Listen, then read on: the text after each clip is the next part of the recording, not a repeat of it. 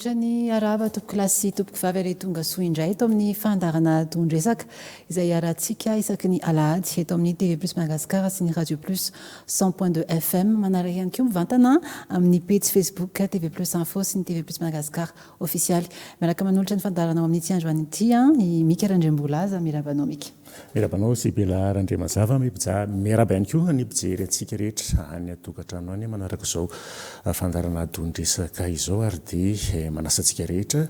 anaraka ny adefitra hatramin'ny farany tsy saraka aminay hatramin'ny farany ao anatin'izay fandarana tondresaka ao amin'ny ity anio ity izay sy Bela Randremazava. Zay indrindra ireo vaovao izay misongadina ao anatin'ny herinandro hatrany no resantsika ato anatin'ny fandarana tondresaka tamin'ny herintsika Mika ny resaka mikasika ny mondial inambopolo sy roa arivo ny batan'ny fandresena mo Espagne tao anatin'izay raha ihany koa ireo rehetra izay nanoana ny Espagne tao anatiny nisy pronostika maro nivoaka teto ao amin'ity androany ity indray dia mikasika ny trangam-piarahamonina ny lafiny ity fandriampahalemana ireo alatr'olona sy famonoana olona izay mirongatra amin'izao fotoana izao ary indrindra ny fahatongavana ny resaka hoe fitsaram-bahoaka izay indray no resantsika androany Mika Randrembolaza ary ankasitrahana sahady ireto vahiny ireto izay nanaiky ny fanasantsika eto amin'ny fandarana tondresaka na dia azo lazaina fa sarotsarotra ary izay loha hevitra izay Mika fa dia ankasitrahana ny famalianareo ny anjonay reto am-piandohana Mika mamela kely nazava satria mety hitantsika tany amin'ny tambazotra serasera angamba nisy sariny tondresaka ny paritaka momba ny fandarana anankiray izay mariko fa tsy marina iny fa ihany no nanamboatra azy ary tsy misy mpitsabo tonga eto amin'ny fandarana tondresaka raha ohatra ka tonga any amin'izany hoe tonga amina hoe marary zany ny olona tonga eto amin'ny fandarana tondresaka amafisiko fa ny fandarana tondresaka dia ampiainana ny demokrasia eto Madagasikara ampiaina izay hoe fanehoan-kevitra ary zava-dehibe ny fisiany-hevitra eto amin'ny firenena izay no antom-pisiany fandarantsika efa mihoatra ny 10 taona izay ary fantatra efa maro ianareo no liana sy manaraka ny fandaharana ny IA koa moa amin'izao Mika tena asa lavitra mihitsy afaka mamorona ny tsy misy ao anatin'izay fa dia amafisinay fa eto amin'ny TV Plus Madagasikara ihany no misy ny fandarana tondresaka. Dia arabantsika sady ary ireto vahintsika androany ireto Mika misy any commissaire principal Rafalimanana Alain Adonis izay dia RSP Analamanga mirabanao tompoko. Miaraba tompoko ary miaraba nareo mpanolotra ny fandarana ary miaraba ny vahoaka malagasy rehetra izay mihaino miaraba ny namana rehetra izay miaraka eto androany. Inany koa amin'ity androany ity Andriamatoa Lanto Ratsida izay mpandinika fiarahamonina. Miaraba tompoko. Mbola vahintsika ihany koa ao anatin'izao fandarana tondresaka amin'ity anio ity izao ny généraly Rasoloufo Lumene généraly misotro ronono efa vahiny matetika mandalo ato anatin'ny fandarana tondresaka ihany koa mirabanao ihany koa tompoko. Marina zany ilelany tsy teto fa ny voalohany teny aloha misy ny sokatra masina dia misy ny fahendrena tolo malagasy manao hoe miara ory amin'izay ory dia miondroka mpanajana ny tena miara ory amin'ny fianakaviana izay namony zanany amony esetra anatina bibiana ao ny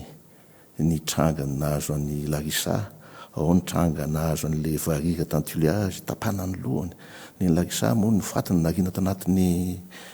Gabone ao ihany koa le tovolahy tsy fatako ny anarany ohatrany aina angamba ny anarany izay ny narina ato anaty lavabato dia nitapana ny malelazy tena matsiravina be dia miara ory amin'ny fianakaviana ny tenanay manaraka an'izay raha ny sitrapony fianakaviana dia tsy afaka nanao tondresaka satria misy fotoana itenenana izy dia misy fotoana ny anginana dia nandritra n'izay fotoana izay angambany nangina kanefa ny antso ahy Sibela hoe andao général mba tongava amin'izay ianao dia namaly ny antsony Sibela tonga namaly ny antso ary averiko indray mandeha mety mahafinaritra teniky Sibela zandrokinao zany Sibela zandrokinao sotra zoko Lumene miary tompoko. Inany koa amin'ity androany ity Andriamatoa Antoine Radjerson izay solombam-bahoaka vao 7 arivony mamo filohan'ny fivoy mirabanao. Faly mirabantsika rehetra eto am-plateau dia faly mirabantsika ny atokantrano tsirairay avy ihany koa dia mankahely mampitraka an'ireo fianakaviana zay niarambona nandritra zao loza mitrangy eto amin'ny firenena zao ary mampahery ihany koa mbola manana havana very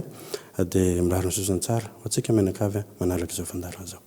Efa iny farany ao amin'ity an'ity ihany koa efa diso fantatsika loatra fa mpandray anjara matetika atao anatin'ny fandarana ihany koa fa fitokan'ny fandarana matetika tahaka ny androany koa nyty ao anatin'ity fandarana ity ramatoa Aingo Paradia mpisehatra sosialy miara-banao ihany koa. Miarahaba nareo Ganata dia mifaly miarahaba ny any tokantrano ihany koa ary miarahaba nareo efatra amin'ny rahalahy izay isany ataoko hoe zoky ray aman-dreny eto amin'ny firenena. Mankasitraka tompoko. Araka nefa niresantsika teo moa zany dia maromaro ireo tranga izay niseho mikasika ny hoe vonolona fitsaram-bahoaka tamin'ity herinandro ity asongadiko anatin'izay ny tranga teny Ambositra tao ireny ny fahitana ny fatin'ny Larissa tamin'ny alarobia teo izay tamin'ny volana aprily izy no tsy hita izay zany vao hita ny razana tao anatina lavapiringa izay tena tranga mampalahelo ary ny hitatra moa ny toetra raha tao Ambositra izay nefara tamin'ny fandoroana ny tranon'ny olona vororoy namono azy sy ny tsenan'ny olona vororoy ihany koa. Ho resantsika lalindalina ny mety hoe antony mahatonga an'izao zava-misy izao ny fepetra izay raisy ny fitrotrana mpanjakana ihany koa maloana ny zava-misy satria izay ny tena andrasan'ny vahoaka Mekarandriambolaza fa mialohan'izay aloha mba hitaritantsika ny ady-hevitra dia anaraka ireto fampitiniana ireto isika. Hita faty tety fasimeny Menambositra faharoa ato anatin'ny distrika Anambositra i Larissa ny talata 12 Jolay tolakandro lay tovovavy kely tokony ho 10 taona rehefa andeha hianatra ka nisy nakankeriny ny 17 volana avril lasa teo. Ny zoma voalohan'ny volana Mey voasambotra ilay vehivavy voalohany varitena vokatry ny asan'ny mpitandro ny filaminana. Koatr'izay ny faharoa ny volana Mey nisy ny fampitana vola mitentina 4 tapitrisa ariary no takin'ireo tsy matahodody tamin'ny ray aman-dreniny ity zaza ity. Nisy ihany koa ny adivaritra ny fampiresahana tamin'ny alalany Antso Tarby ary nambara fa tsy zakany vola ny fandoavana izany vola izany. Nanao toivakana ny fisamborana sy ny fanononanareo anaran'ny voasambotra. Anisan'ny voasambotra ireo 3 afadodonikotrika makasika izao raharaha izao. Araka ny fanazavany Ramatoa Tony Papanolalanina eo anivon'ny fitsarana ambaratonga voalohany eto Ambositra. Araka ny fampitam-baovao azo androany moa zany dia tonga eto amin'ity toerana ity atao hoe fasimentsika anatin'ny distrika Anambositra izay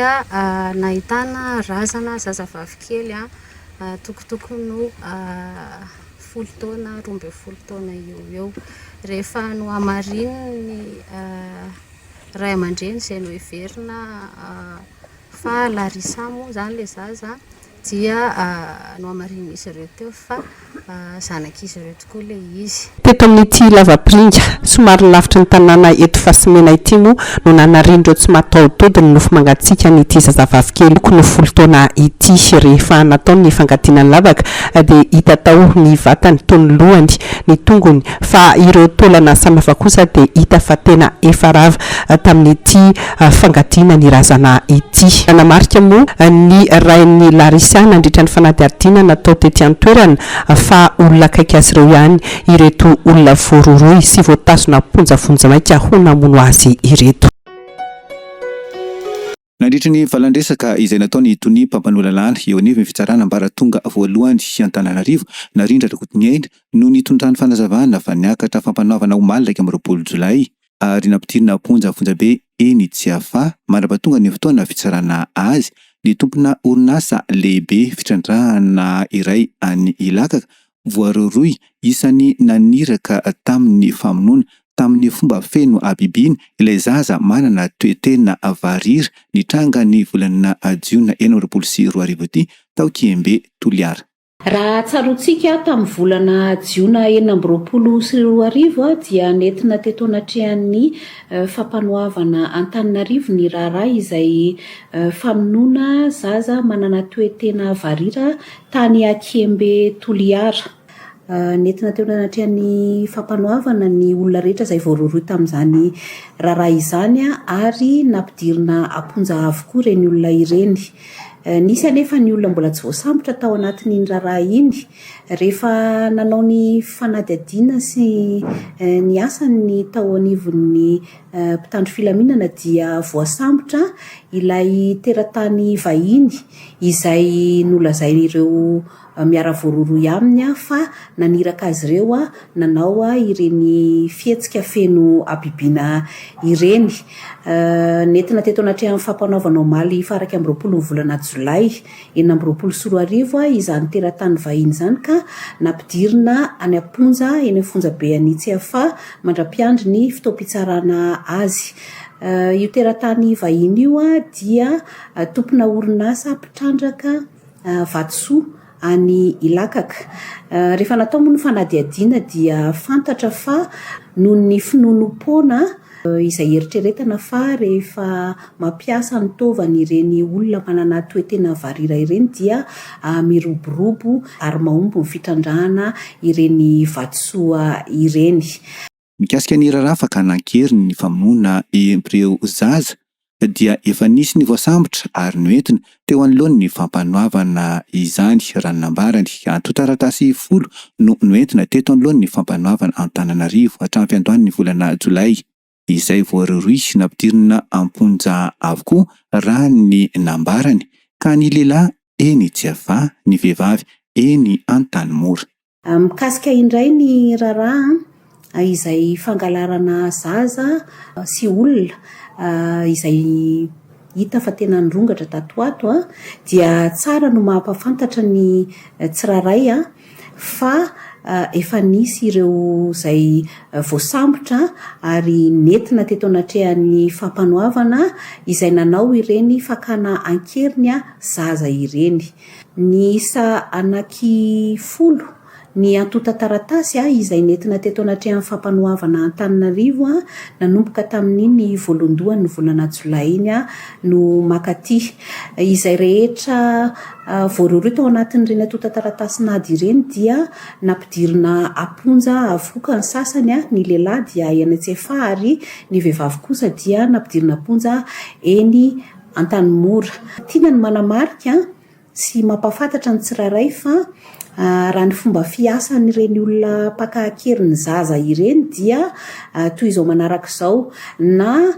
stominy eny am-pelatanany ireny izay mitrotro ilay zaza ho alaina keriny na stominy ilay zaza izay tantanany ray aman-dreniny. Misy ihany koa ireo izay milalao eny an-tokotany no tambatambazin'izy ireo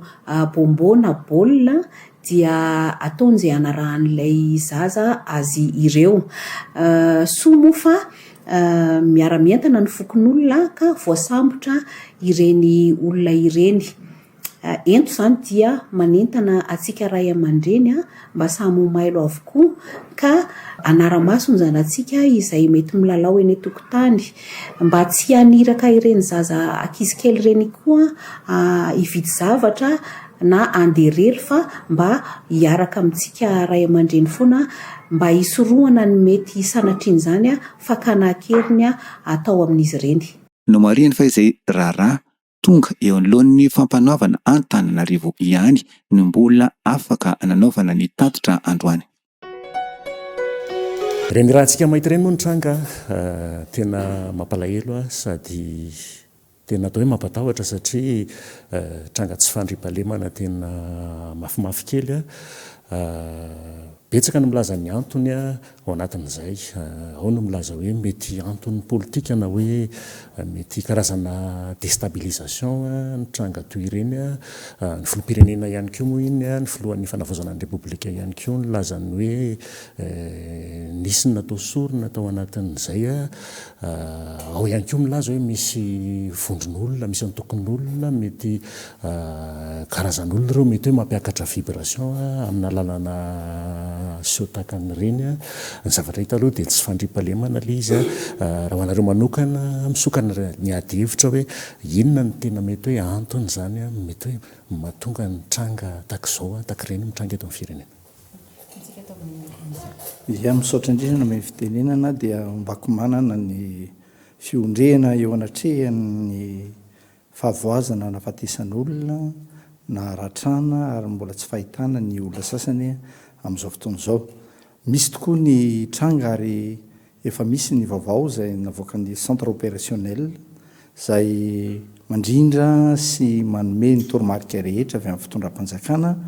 ao an-tsara lalàna moa misy anazy io ary mametraka ny zava-misy rehetra sy ny fijerena akaiky manaraka ny toetra rasy ny fandraisana andraikitra.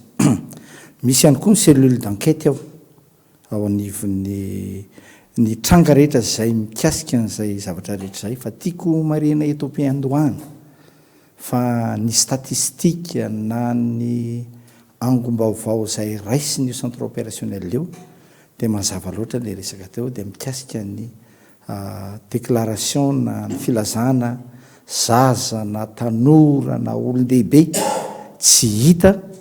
ary na ny hita na maty vokatry ny herisetra zay verina amin'ny efa nilazaina teo aloha tao fa tsy hoe fanangonana mbaovao ny olona maty rehetra eto Madagasikara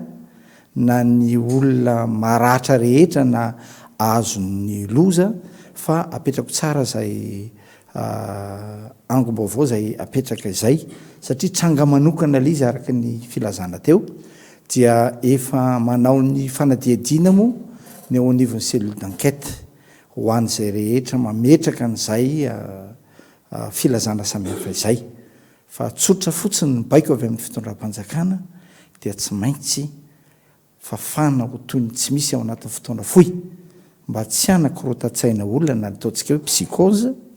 mba tsy hanelezana ny tsaona ny rumeur mba tsy hisy tro ny tsanga enlèvement na fangalana olona ankeriny sy famonon'olona amin'ny zavatra tsy rariny sy zay mitarika amin'le voalazantsika teo hoe tarika any amin'ny fitsaram-bahoaka zay eloka voalazana lalàna zay zany ny toromarika ary maika ao anatin'ny fotoana fohy ny anajanonana zay. Mba tamin'ny herinandro ity ihany koa ianao nanao faneho-kevitra mikasika an'izay trangana tsy fandriam-pahalemana izay aminao inona ny tena mety ho antony mahatonga an'le izy mbola mirohatra be ampatsiahiviko mika tapabolana ohatr' izao tsika niresaka an'ity loha-hevitra ity tapabolana tsy orintsika mbola miresaka an'ilay indray satria mbola misy ihany ireo tranga niseho tato anatin'ny andro vitsivitsy izay. Makasitraka indrindra raha zava-misy aloha eto amin'ny tanjona firenena dia io efa lesantsika foana hoe ny fahefam-panjakana dia tokony hainga mangarara foana tokony ampijoro an'izay mangarara zay amin'ny fitantanany raharaha rehetra indrindra amin'ny raharaha goavana sala amin'izao satria mandraky ny andro any zao dia mbola tena flo hoe inona marina no tena mahatonga an'ity zavatra ity ary samy miasa saina amin'ny malagasy ao no miteny hoe mety ny fitondram-panjakana teo aloha ve no manao an'izao zavatra zao mba hoentina hanomezana any fanjakana amin'izao hoe tsy mahavita azy tsy mahafeha an'ilay antsoina hoe sécurité publique ao indray no miteny hoe mety ny fanjakana amin'izao mihitsy ve no mamorona an'izao korotana izao mba isotomana ny sain'ny olona tsy handinika an'ilay concertation nationale sy lay fiakarana fidina vidim-bokatra any ambanivohitra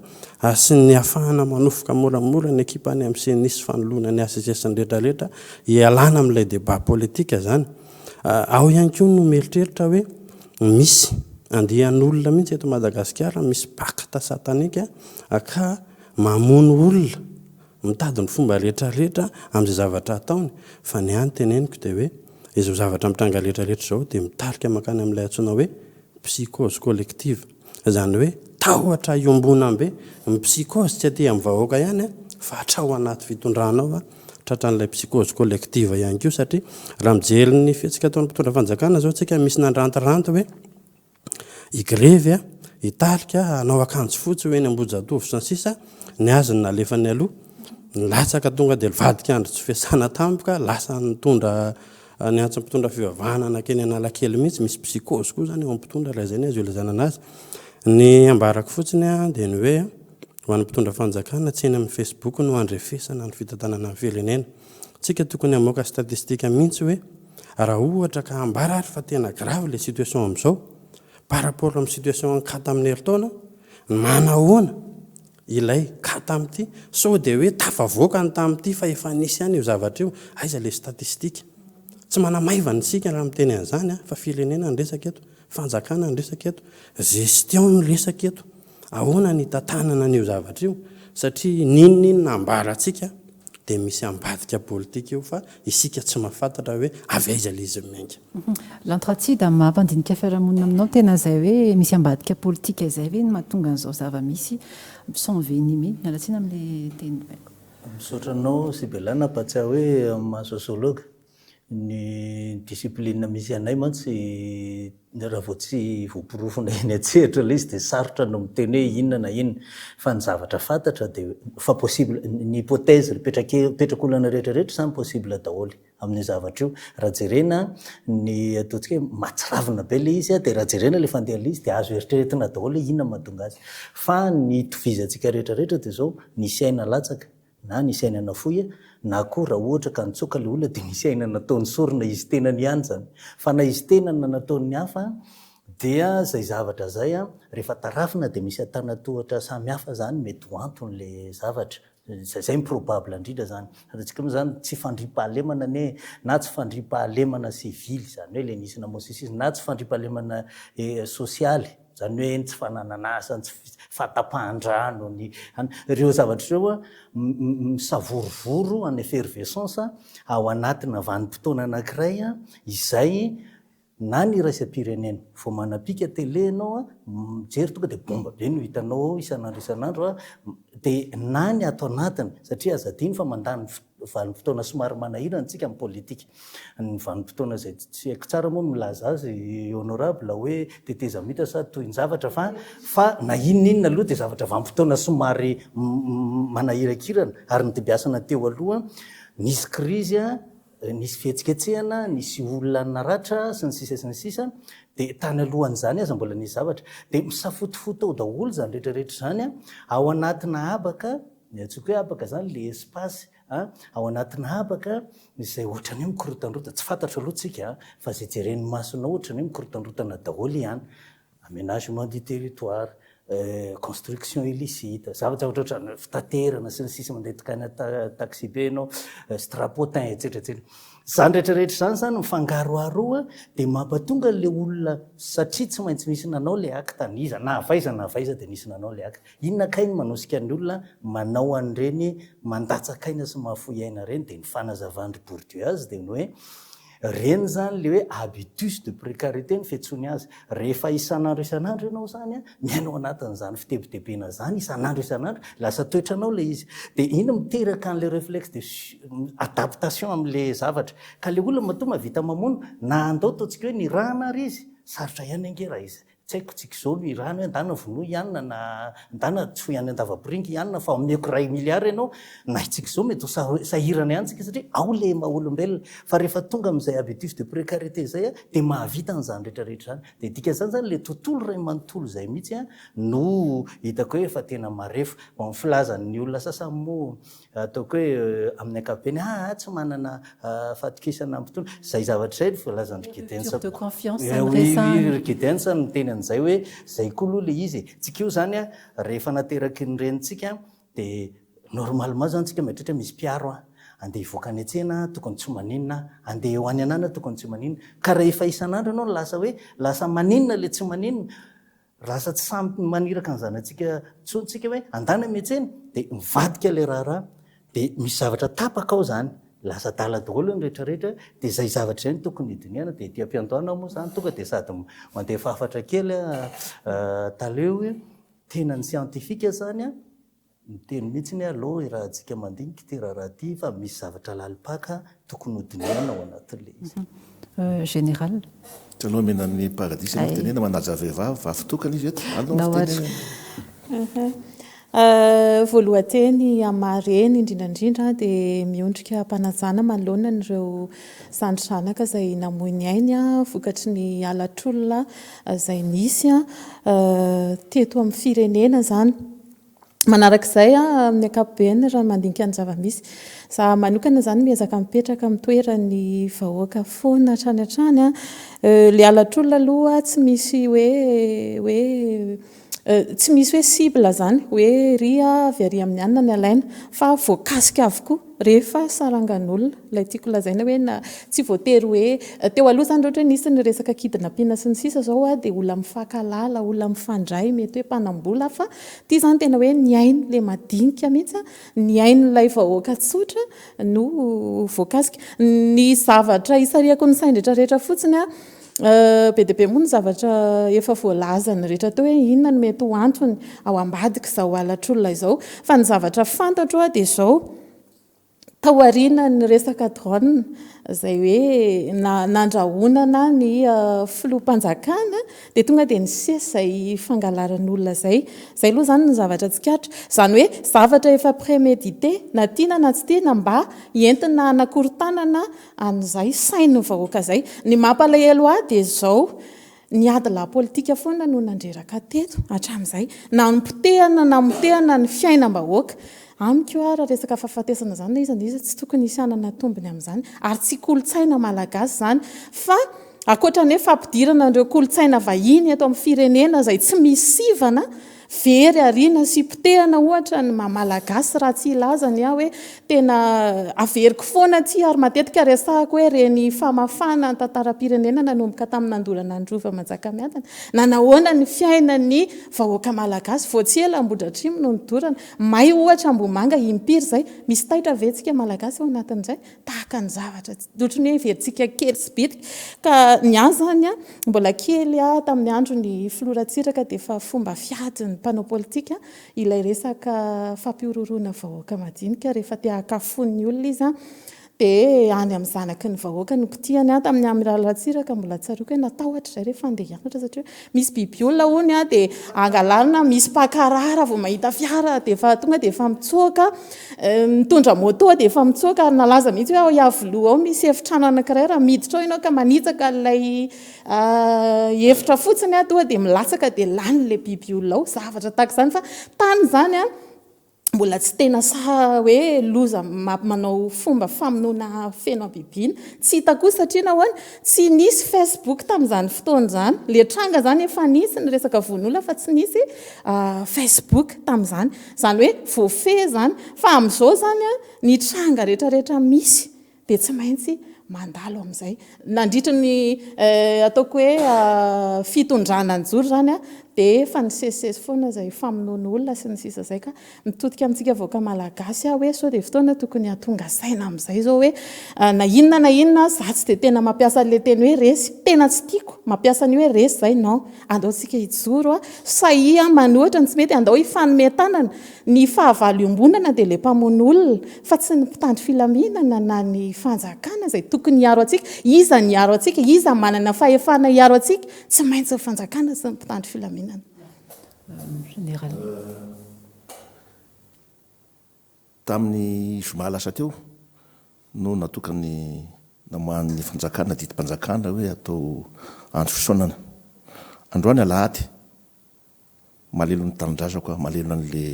dobaoriana mbola manao akanjo fotsy toy an'le fisaonana satria mety varavahany voanana n'le fianakaviana nidiran'ny fahoriana fa le zava-misy le fahoriana dia tena iarahantsika vahoaka malagasy eto dia miresaka hoe mizara traikefa satria tena mba général atao amin'ny gendarmerie mpitandro amin'ny finoenana ihany dia izay no tenenako eto ny mafy ane ny fotoana mbola tapierinasa mafy ane ny zavatra nyseho tambony alatra tolam-balonony mafy ane tambony hatramin'izao tsy fantatra mazava hoe natao iny ony nalefa ny amin'ny Chine ve anaovana produit cosmétique so nanaovana fanafody mampatanjaka lehilahy tsy fantatra tsony mafy ane tamin'ny nisy ny kidnapina tamin'ny voalohany dia kidnapina karana foana zareo samy karana mahafantatra hoe ino jerevy ny contenu iny misy vola be iny andao atao kidnapina fa ny malagasy no manao le kidnapina olona exécutant fotsiny fa aferina samy karana taty afara samy gasy indray no manao ny kidnapina na andray fepetra ny fitondram-panjakana dia lasa foana ny kidnapina foana tadidiko tsara to mitoboka tsy mandrava to amin'ny état-major gendarmerie dia namorona mihitsy ny service na cellule anti-kidnapping satria naevaika loatra le kidnapping aiza nisy an'izany hoe olo efa migadra ny tsy hafahany no mamebaiky ny sasany hoe anaovana kidnapping zany zava-nisy fa foana ihany za mpitandro filamina misotro ronono za satria ny filohan'ny fanavoazana mihitsy no mijery akaiky ny vahaolana amin'io alajaza sy vonon'olona matsavina amin'izao fotoana zao za mino fa ho hitan'ny mpitandro ny filaminana ihany no hitan'ny polisy hitan'ny gendarme ny zay tena rango fototry ny afo amin'io resaka vonon'olona be da be io efa ndresaka aina aloha mikasika an'le hoe nandray vahaolana mihitsy ny filohan'ny fanavozana ny repoblika ao anatin'izay hoe fitatiavana an'izay hoe nafanina n'izao zavatra zao zay nisy ny fipetrany raisina zany hoe nisy ny fipetrany raisina ny tamin'ny zoma lasa teo ny fotoam-bavaka teny ampariviana lakely nijoro tamin'ny mampiandry azy ny filohan'ny fanavozana tao anatin'izay hoe fotoam-bavaka izay midika ve zany fa mety hoe mifantoka mifandray amin'izay le mahatonga n'izao zava-misy zao matoa zay ny vahaolana ny raisina tsy karazany ohatrany hoe mialatsiny amin'ny mpitandro ny filaminana tsy karazany ohatrany hoe somary manamaivana le mpitandro ny filaminana la viza hoe tsy mahavita ny asany le mpitandro ny filaminana matoa zay ny vahaolana ny risony ny filohan'ny fanavozana manahoana ny fomba fijeritsika an'izay zava-misy raisina mihitsy zany tsy azo atao hoe no mivavaka ary ny zavatra rehetra dia raha tsy ho Andriamanitra zay raitsotoa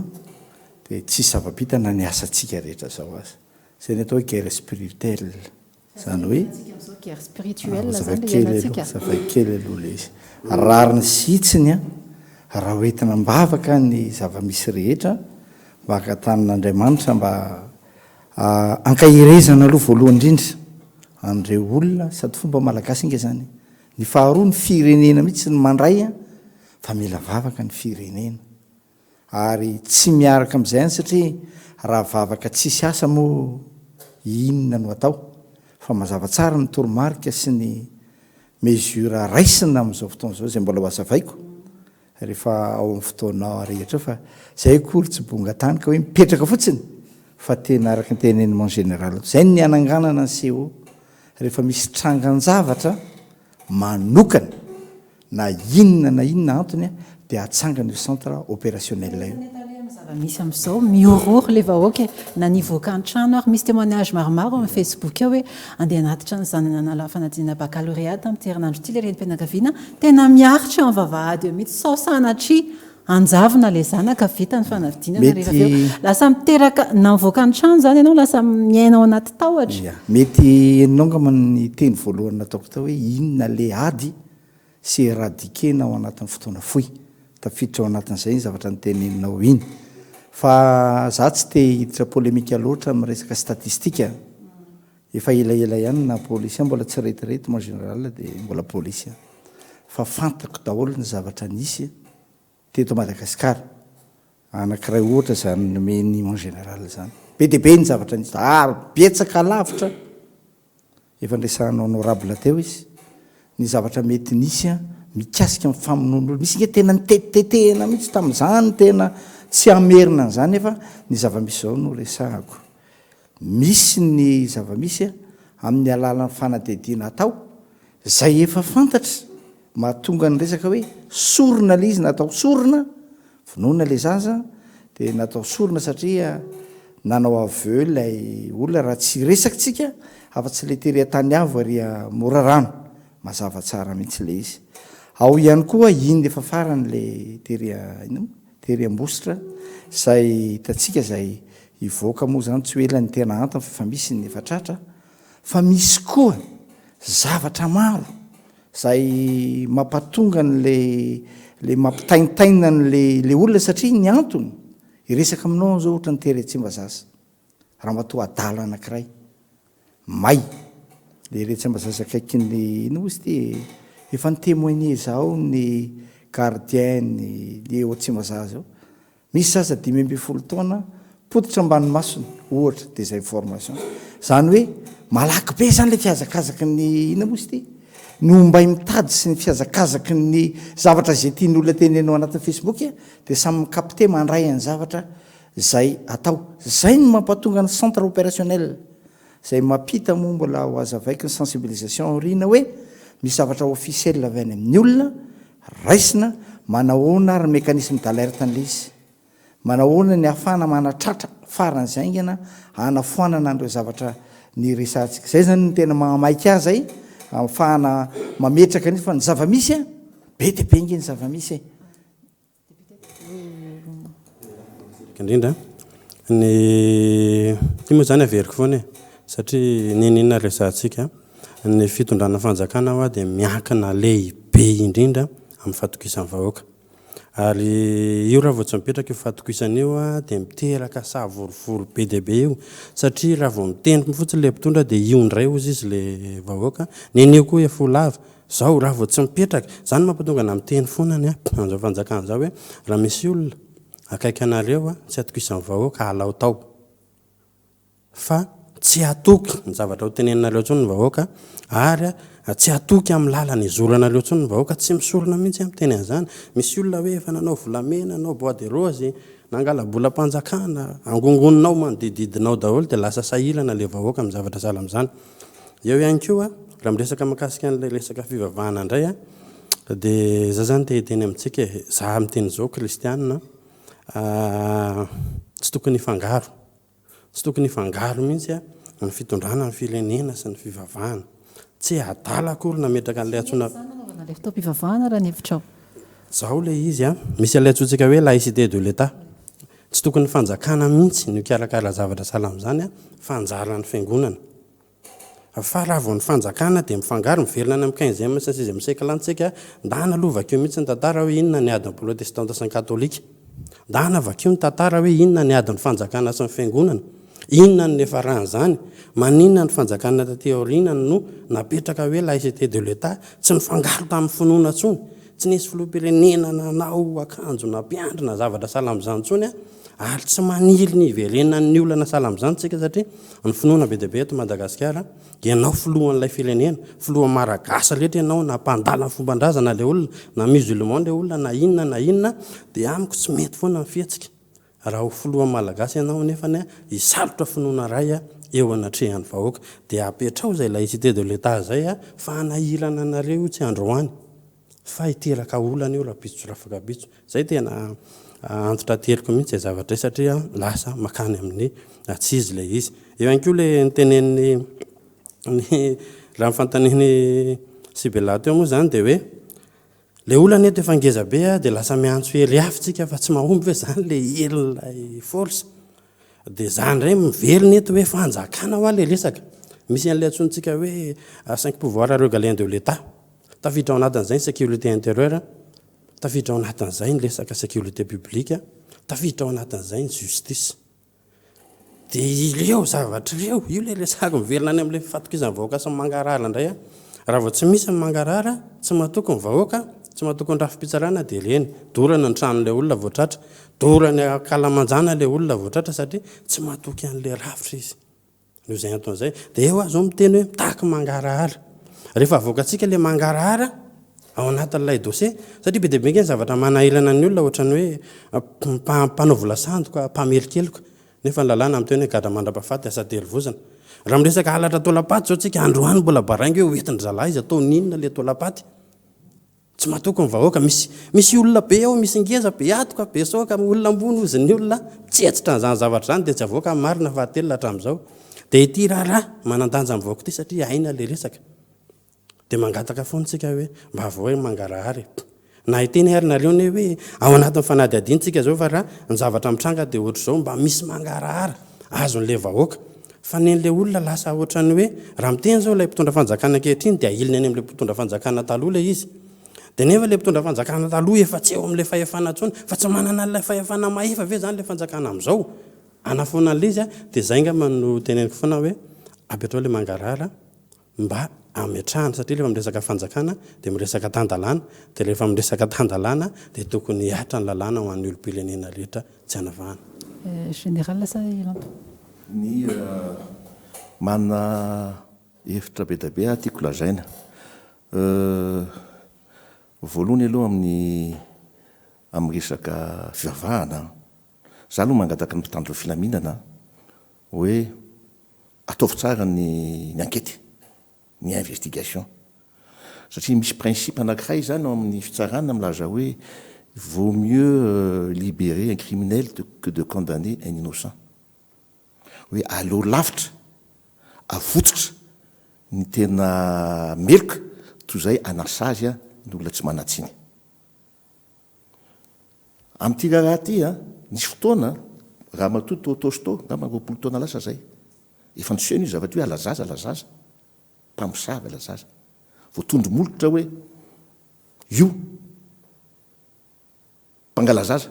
vonon'olona to maty le raha mato zay voafantatra hoe tsy manatsiny aono izy ny avany mety miteraka zo zavatra zao mety raha tsy mitandra atsika mety miteraka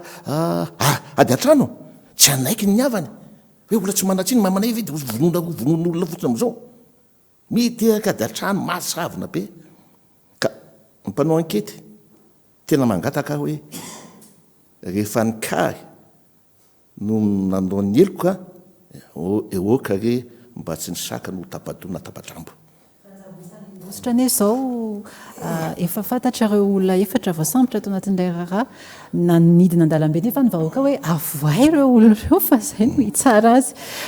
mipetraka zany le resaka hoe tsy misy an'le resaka tsy fatokisana n'le rafitra misy am'izao zany manto le vahoaka no lasa mitaky an'le izy hoe aloha zahay no hitsara nyrehetra olona ireto hiditra am'izay hoe fatokisany vahoaka izay teratsikaanatyresaka rafitra zay io aloha raha ny rafitra fitsarana tsy ny tribonaly ihany tafidodolona ny polisy na ny gendarme na ny rehetra anana ho mpanao gazety aza ao anatin'ny fitaizana ny vahoaka tafiditran'izany za zany a satria matanjaka be le tambazotra serasera ny facebook mila fitandremana ny vaovao araky nylazain'ny honorable teo a tokony anaty mangarahara ary kitakitana ny fitondram-panjakana mamoaka vaovao marina fa raha vao tsy mahay ny serasera io ny fanjakana na mamoaka vaovao tsy tena marina matanjaka be ny tambazotra serasera matanjaka be de aleon'olona na de hoe misy tsy mahazo nyo facebook io zany lasa ny gasy dra lasa tonga de mino an'le zavatra voalaza anatin'ny facebook za mino fa mpanao gazety taloha ny ministra ny serasera am'izao gasikara fenosoa tokony hainy mitatana io zavatra io hoe raha vao tsy mamoaka vaovao potiky ny facebook ny fanjakana raha vao mamoaka vaovao tsy anaty mangarara potiky ny facebook ny fanjakana mpandinika fiarahamonina ao anatiny le resaka tany ambositra ny zavatra fijeriko anazy a raha azoko tsara le resaka efa nisy zavatra tany aloha tamin'ny heritaona hoe nareo ateoriana zany le izy 2026 izy no very jereo tsara zany elanelam-potoana zany ary eo ny tena saripady an'le resaka fiseraserana zany ao anatin'le zavatra raha ohatratra n'izany zany zao raha izany mandinika azy teny hoe inavy zany ny fifampiresahana efa nisy tao inona ny fanontaniana efa napetraky ny olona dia inona ny valiteny avy aty amin'ny tompona andraikitra tao anatin'le zavatra indraindray ny mampipoaka nio andao ataontsika hoe atezera-pokon'olona na tezeram-bahoaka io a dia resaka teny kely fotsiny izay mety nampisy zavatra manahirana tao anatin'le izy zany angambany a everiko fa tokony hojerena zany zay zavatra zay fa rehefa tonga le fotoana ka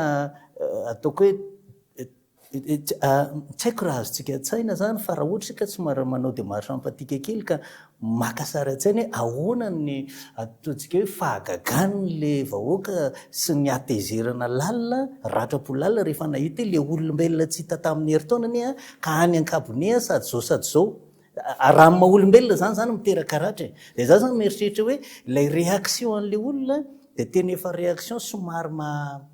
tsy teny hoe marary fa sanatria zao dia manahirana fa maratra tanteraka iny zavatra iny le mahatsara ny anticipation an'le gestion an'le communication ray manontolo ao anatin'le zavatra satria raha vo tsy maintsy a miteraka fihetsika asa raha hitantsika zany ohatrohatra hoe misy olona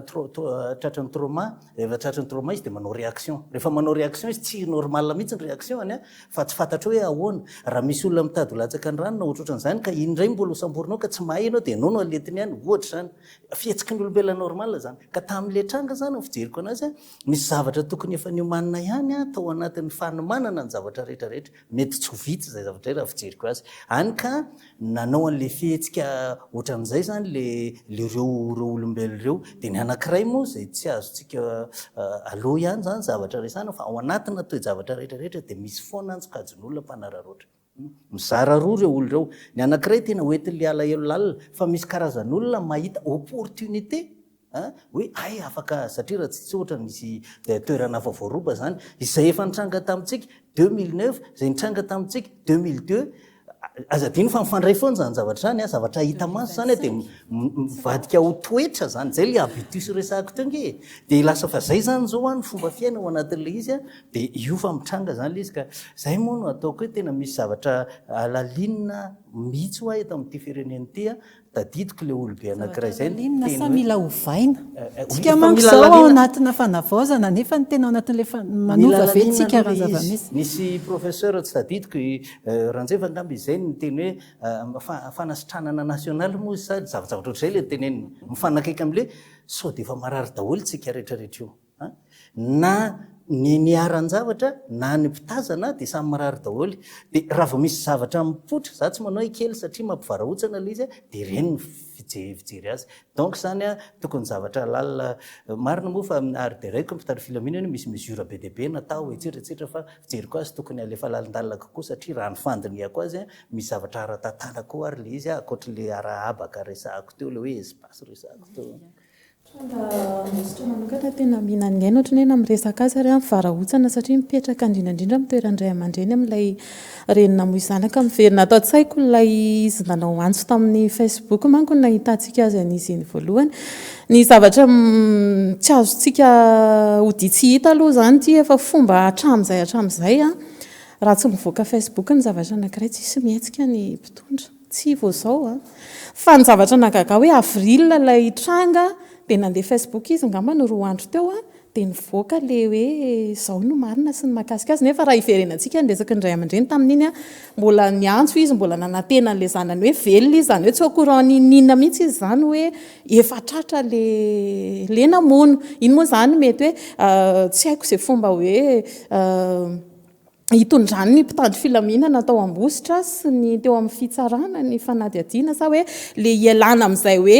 fahafantaran'le vahoaka azy dia tonga amin'ireny korotana sy fandorana trano resaka sécurité ve sahina fa za zany amin'ny mampisehatra sosialy tsy voahiny be dia be ny zavatra marary eto amin'ny firenena indrindra eo anivo ny fitsarana izay tena vahalalana za tena misy fotoana miteny mihitsy ny ohatrany hoe mipetraha amin'izay ianao zao ianao maty eo fa tena zavatra teny hoe mampivarahontsana hitanao zao hoe ty zavatra marina zay aloha zany tena sako no mijoro amin'izay hoe misy tsy mety ary mila manovotsika rehefa zavatra mahazo ny voaka madinika zany no tokony ho priorité fa maninona rehefa ohatra hoe olona ambonimbonina tahaka an'izany hiaran'izany 2 minitra raha tsy teny fotsiny zao manana fitoriana anankitelo azy zao amina zavatra tsy mety eo anivony cybercriminalité apitako aminao zay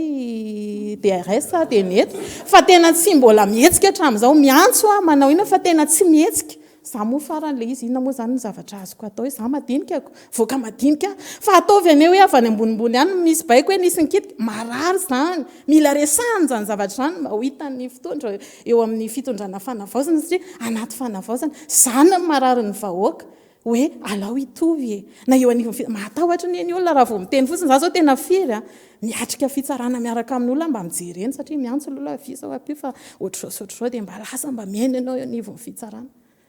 fa tena hoe matahotra ny olona raha vao mpitsara zany na manao zavatra tsy mety raha mainty ty fotsiny mivoaka avy ao inona ny azonao atao mpitsarako tehigadra andaontsika andeha mpitsara zany ange tsy azo edivana ka io zany mihay fa nanaovako antso indray mandeha izy loha zany iza minisitra eo amin'ny ivony fitsarana tsy misy minisitra tena sandray andraikitra amin'izay fijerena ny voaka madinika zay raha ohatra ka mbola ny seza no mikanto hoe tsy te hihetsiketsika satria zao no maharatsy azy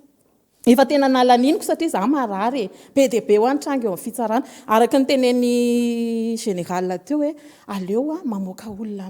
meloka hoe tena nanao faotany mafaty toy izay olona tsy meloka anivony fitsarana atao be dia be mivoaka madinika mihidy fotsiny ao ananako pirofo zany zavatra zany tsy misy fihetsehana ary tamin'ny andro ny fitondrana teo aloha misy mahasazy 20 taona angarangidina ao an-tany mora ao tsisy ray aman-dreny maty ray aman-dreny izanytranga anankiray mbola mihinany aina nefa ny sazony 20 taona ka mbotsy tsy mahay manoratra tsy mahay manao inina fa zao akaiky ny fitondrana le olona teo aloha mihidy ao zany zazavavy zany be dia be tsy tatareto satria adiko le izy tsy aty anaty tsy amin'ny ainao manjery tahaka an'izao akory ny andeha hitatara reraka ny olona satria ny olona zany fa tena hoe mangiry firy mila fanivana zany zay lafin'ny fitsarana zay fitsarana vetivety fitsarana eo izy za zany tena miandrandra amin'ny mampildozera ministra ny fitsarana kehitriny za tena miangavy raiso enoy le madinika fa mijaly zay satria eo zany le resaka le hoe fahaleovatena amin'ny fitsarana problème ho an'ny vahoaka madinika io fahaleovatena amin'ny fitsarana io raha ny olona any ambony mety fa ho anay le vahoaka madinika zany tsisy tombontsoa ho anay mihitsy zany le hoe fitsarana maleo tena raha mahakasika ny fitsarana moa io zany lava be reo resahako eto fa reo ngamba ny tena tokony hitondrana mpiandro be dia be mihitsy fa raha ny tena marina fa tena za zany tsika moa mahitsy be foana dia manailana ny olona le izy indraindray fa tena tsy afenina mihitsy zany fa maloto rafi-pitsarana io niza andaha zany dia maloto tompoko ary mila diovina io no mamoaka ny arena tsika raha entitra io tsisy arena tafavoaka teto natany amin'ny doanina zany natany rehetrarehetra amin'ny service-mpanjakana rehetrarehetra zany tsy nisy nasana nodina volam-panjakana fa manam-bola tsy midy tsy manam-bola velatra amin'ny doseany be dia be ny zavatra ka hitatsika fa tsy hitanisana zany tsika eto fa za angataka kely aminareo raha sitrakareo ilesaka ekonomi kely dia ilesaka makasika teti-bola ny mpitandro filaminana anazavako hoe tia koa antony anankiray mahatonga an'io zavatra io tsika zany memahanitra tsika mepotika tsy haiko raha fantatrareo zany fa memahanitra tsika ny taux de croissance économique atsika dia manodidina ny 3%, ny taux de croissance démographique atsika 2,5%. ny dikan'izany raha tokony ho izy tokony doublé taux de croissance démographique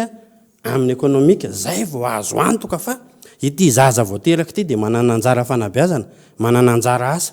manana anjara rehetrarehetra fa rehefa mifanakaiky ohatr'izay izy dia io zaza voateraka io dia efa tsisy anjara fanabeazana ho azy tsisy anjara asa ho anazy tsisy anjara fivelomana ho anazy fa tonga dia perte izy tsika nefany miaina ao anatin'izay fahafatesan'izay tsy miakatra mihitsy raha taux de croissance économique tokony efa any amin'ny 2 chiffre any nitratra tsika ambony indrindra hatramin'izay 7%. ary zao tsika midina ty amin'ny 3,, ty dia eo zany mematy tsika io zany fahafatesan'izany nefany mitarika makany amin'ny insécurité zany dia za koa nefa teny antsika hoe resaka fitantanana ny firenena indray zany moa tena sarotiny mihitsy satria tsika le fiovana voaraneny fotony redevabilité tamberina ndraikitra tokony hiverina any amin'ny vahoaka ny vola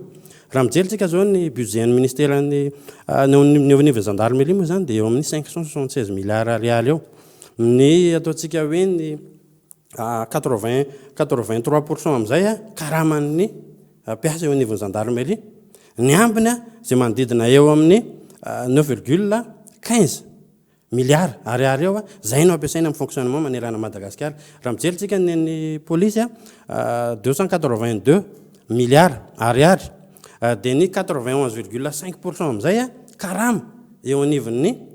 polisy ny ambin'izay eo amin'ny 8,2 milliards ariary eo no miverina ampiasaina anaovana fonctionnement iarovana ny fandriampahalemana sy ny rehetrarehetra raha mijerytsika ny amin'ny présidence 2,8 milliards ariary sécurité présidentielle fotsiny olona firy izy ny eo vahoaka malagasy le resaka eto nefa dia nakay dia io zany zay le teneniko foana hoe tsy hoe tsy tiatsika le olona raha miteny an'izany tsika fa avereno any amin'le vahoaka raha nga le vola ahoana le vola rehetrarehetra ve averiko foana le izy aloha ny fandaniana lalàna eo anivon'ny antenimieram-pirenena de loi de la majorité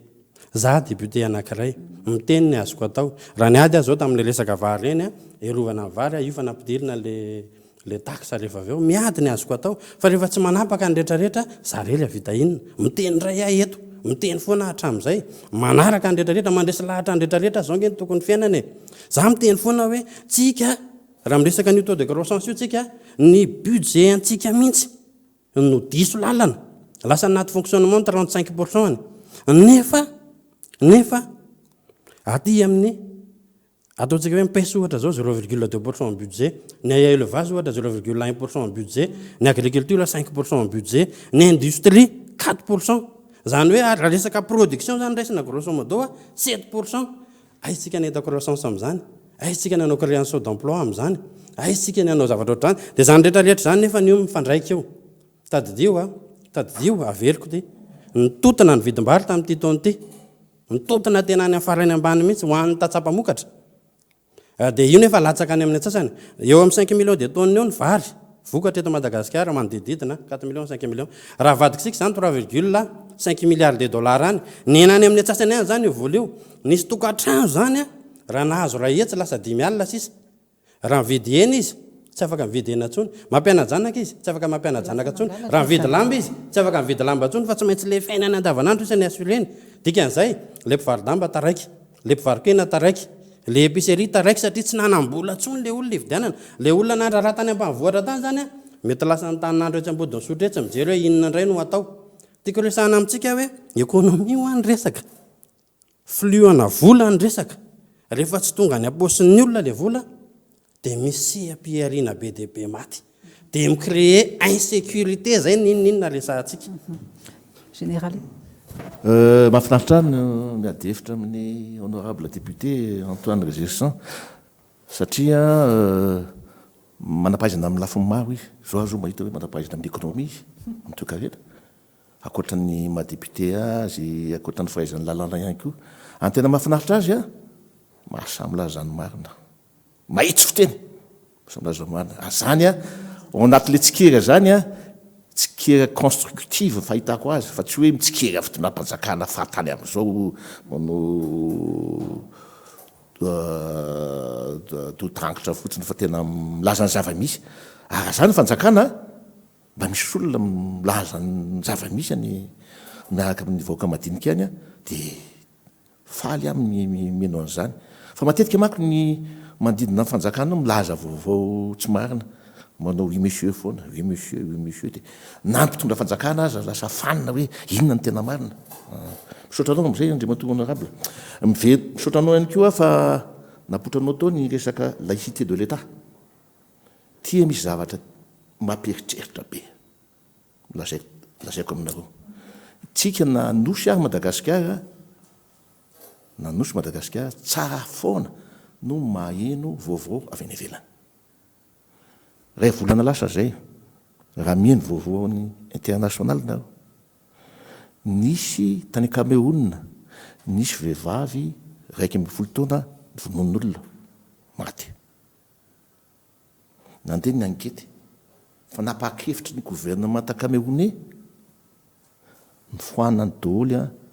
ny fiangonana zandriny 1700. Zava-misy zany raha izay. Tany amin'ny Rwanda, mandroso be zao Rwanda, miaraka amin'ny président Kagame, nisy fotoana, tsy haiko mety fotoana lasa zay, dia namoaka didim-panjakana izy hoe tsy misy mahazo manao pasteur mitondra fiangonana raha tsy manana diplôma sahazo tsy haiko licence na maîtrise. Foana angamba to amin'ny arivo mahery ihany koa foanana ny fiangonana zandriny. Za eto tonga siana be lasa eritreritra hoe manahoana reto higasikara dia malahelo ny tanindrazako za tezainao anatin'ny fitiavana tanindrazana tamin'ny akademia miaramila ho an'ny tanindrazana malahelo hoe tsy mety mandroso ny tanindrazako nefany be da be ny antoko mpivavahana eto amintsika dia manontany tena hoe mivavaka daholo ve reto raha mivavaka daholo ve reto tsy andrositsika dia matahotra hoe so dia misy mivavaka amin'ny devolo ngeto amiko tena magaga anie zany be da be fitaom-pivavahana nefa tsy mandrositsika mivavaka ho an'ny fandrosoan'ny Madagasikara daholo ao milaza an'izany tsy fantako ntsony hoe ambody mitafy ondro ve ny be da be neto amintsika jereo eny tsy manana arena kibony tany ny Rwanda vao ny foanany no fivavahana be da be eo mandroso be taninareo mankany Kigalia général tenenao andraisana fepetra zany reo fiangonana mijoro amin'izao malasy eritreritra misy dirany pasteur Mayol ny tena tsy milaza anarana malasy eritreritra hoe itsika milaza mpivavaka be da be fotom-pivavahana eto amintsika tsy mandrositsika ny eria mivavaka zao ny zava-misy maika efa tsy mivavaka lavitra an'Andriamanitra mety anahoana fieritreretana zany fa ianao hoe mieritreritra hoe tena mivavaka an'Andriamanitra daholo io anareo mahasamilaza amin'izany ve ianao tiako lazaina hoe farafaratsiny ara maheno ny tenin'Andriamanitra ao amin'Andriamanitra ne tsy mamoana olona zany anisan'ny fanalavirana anatin'ny didy folo mihitsy zany aza mamoana olona mampianatra sy mitaizany olo hoe ratsy ny mamoana olona fa misy aza ny fiangonana zao ny firenena maika fa tsisy hoaizitsika général za tsy milaza hoe hiala amin'ny Andriamanitra tsika tsy milaza an'izay mihitsy aza milaza ny zavatra tsy niteneniko sao de hoe matahotra pasteur Mayol tsy matahotra namako io niaka lehibe tamiko izy tsy tsonana zany fa tsy esika pasteur Mayol ihany raha ohatra tsika hijery hoe fiangonana zany le be da be eto e an'ilay latrano rehetrarehetra any misy fa hoe tena mivavaka amin'Andriamanitra hoe tena mivavaka fandrosoan'ny Madagasikara tanindrazantsika malala ve mampieritreritra eo amin'ilay resaka mangarahara nitiako hidirana kely aminareo hevitra raha ohatra ka sitrakareo satria sarotra be zany misaraka amin'Andriamanitra zany ny laïcité de l'État monsieur le député samy mety manana ny tantara fa mba fatara kely ny tombony fotsiny dia hoe ny mpitondra fivavahana sady mitondra fivavahana tamin'izany fotoana zany no mitondra n'ilay fireneny mbola talohatany zany fa samy mety dia zay ny nanasarany zay zany ny tomboany fa tsy hanoheny intsony efa tsara foana no toky amin'Andriamanitra amin'ny zavatra atao dia samy manana ny fandraisana azy ny tsirairay fa iverina kely amin'ilay loha hevitra atao voalohany indrindra aloha ny fitsaram-bahoaka mahatonga ny tsy fitokisany dia tsika rehetra samy ao anatiny daholo ao ny mpampirisika ao ny tsy mandray andraikitra ao ny mpanararoatra araka n'izay satria araka n'razaiko teo aloha tao dia hoe efa nisy io eloka io fa eloka faharoa indray efa natao zany hetsika fampahafantarana ny olona mba tsy hidirana amin'ny fitsaram-bahoaka ny ezaka ataon'ny fanjakana eo anivon'ny mpitandro filaminana zany zao dia izay hoe famerenana ny fitokisany vahoaka amin'ny mpitandro filaminana ady be izy io satria ny antony io ny lalana anankiray ahafahanao manantanteraka sy miaro ny vahoaka manao hetsika mafy mihitsy zay na fidinana ny mifokotany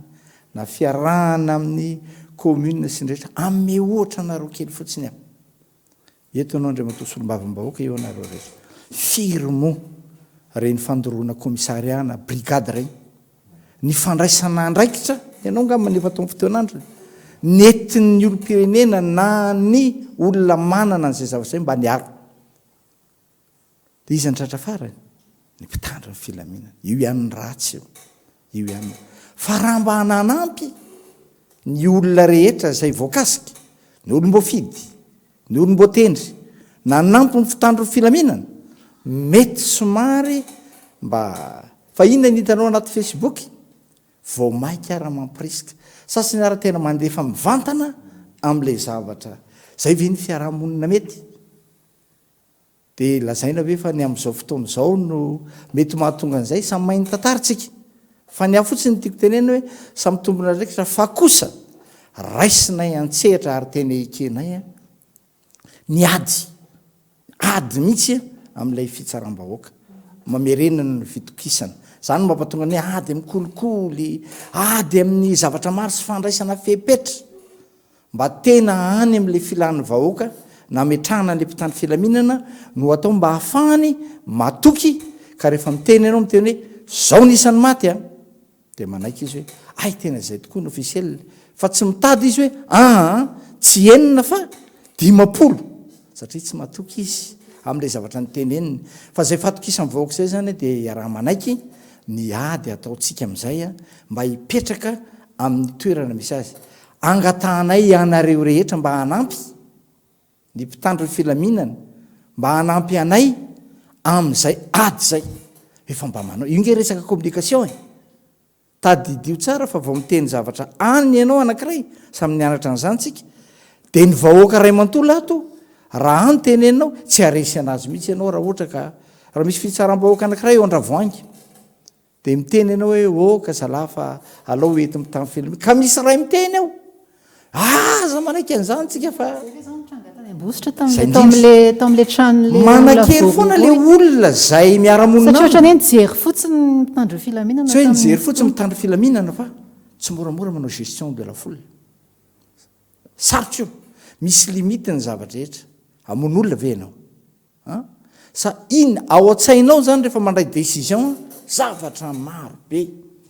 za tsy miteny mipetratsika mitoerany tany filamina fa raisina ny andraikitra fa le côté le hoe fitokisan'ny vahoaka amin'io satria raha mijora fotsiny a de hoe eo commissaire oka zalahy fa zay zao de mipetraka hoe atokisan'ny olona io ino io olona zavatra zay le matokana hoe ady anankiray io satria mety tsy fatokisan'ny olona nidiriny am'le fitsaram-bahoaka na mety efa fanararotana mihitsy fa nisy olana tamin'le olona na le mpitandro filamina izy taloha mety efa nandeha ankety izy de ozy hoe eto ny azahoako azy maro be zany io fa tsy de tena zay ny tena tiako tenena fa hoe ny paikady zany zao apetrakay de hoe ahoana ny amerenana ny fitokisan'ny vahoaka fa mba fantatra ny vahoaka miasange le miaramila sy le polisy lay gendarme zay ny rahany fanjakana ametraka filaminana sy ametraka zavatra eto amin'ny firenena de raisiko ty zavatra tranga zay ina moa ty zay mijoro eto zao ty napetraka zao le CO zay andrindra an'izay resaka communication zay nyresantsika teo zay le communication misy limitiny misy zavatra araky ny tenenao honorable teo ny firazana ohatra zao hoe ifandresahany fitsarana iny hoe ohatra zao raha anankiray teriananina rehefa natao de hoe misy olona mihitsy ataontsika hoe dadarabe sa inona le filazanyreny izay fanaovana sorona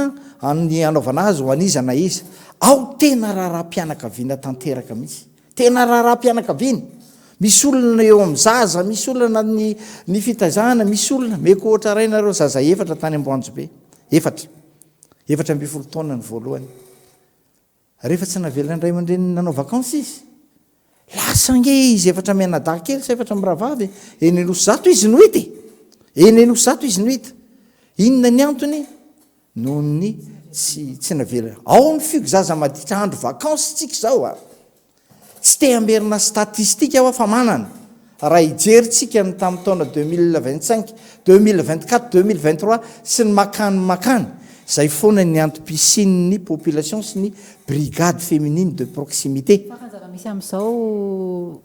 par rapport am'ireo rehefa miakatra foana io rehefa mois de ina moa izy ty rehefa vacance any izy mitomany any netiny 4 maintimainty aho de folo taona de rehefa avy eo niady tao aho de tafavoaka de hita terianana sasandray ny morony ranomasina no mitomany napetrany teto aho sy zay filazany azy fa zay ny ilanan'le ankety alaina daholy ny tranga rehetra zay efa misy na ataotsika aza hoe zavatra zazavetsy tsy ahitany ataovina examen de situation azy inona ny mampitovy anyrehetra ary efa miasa mafy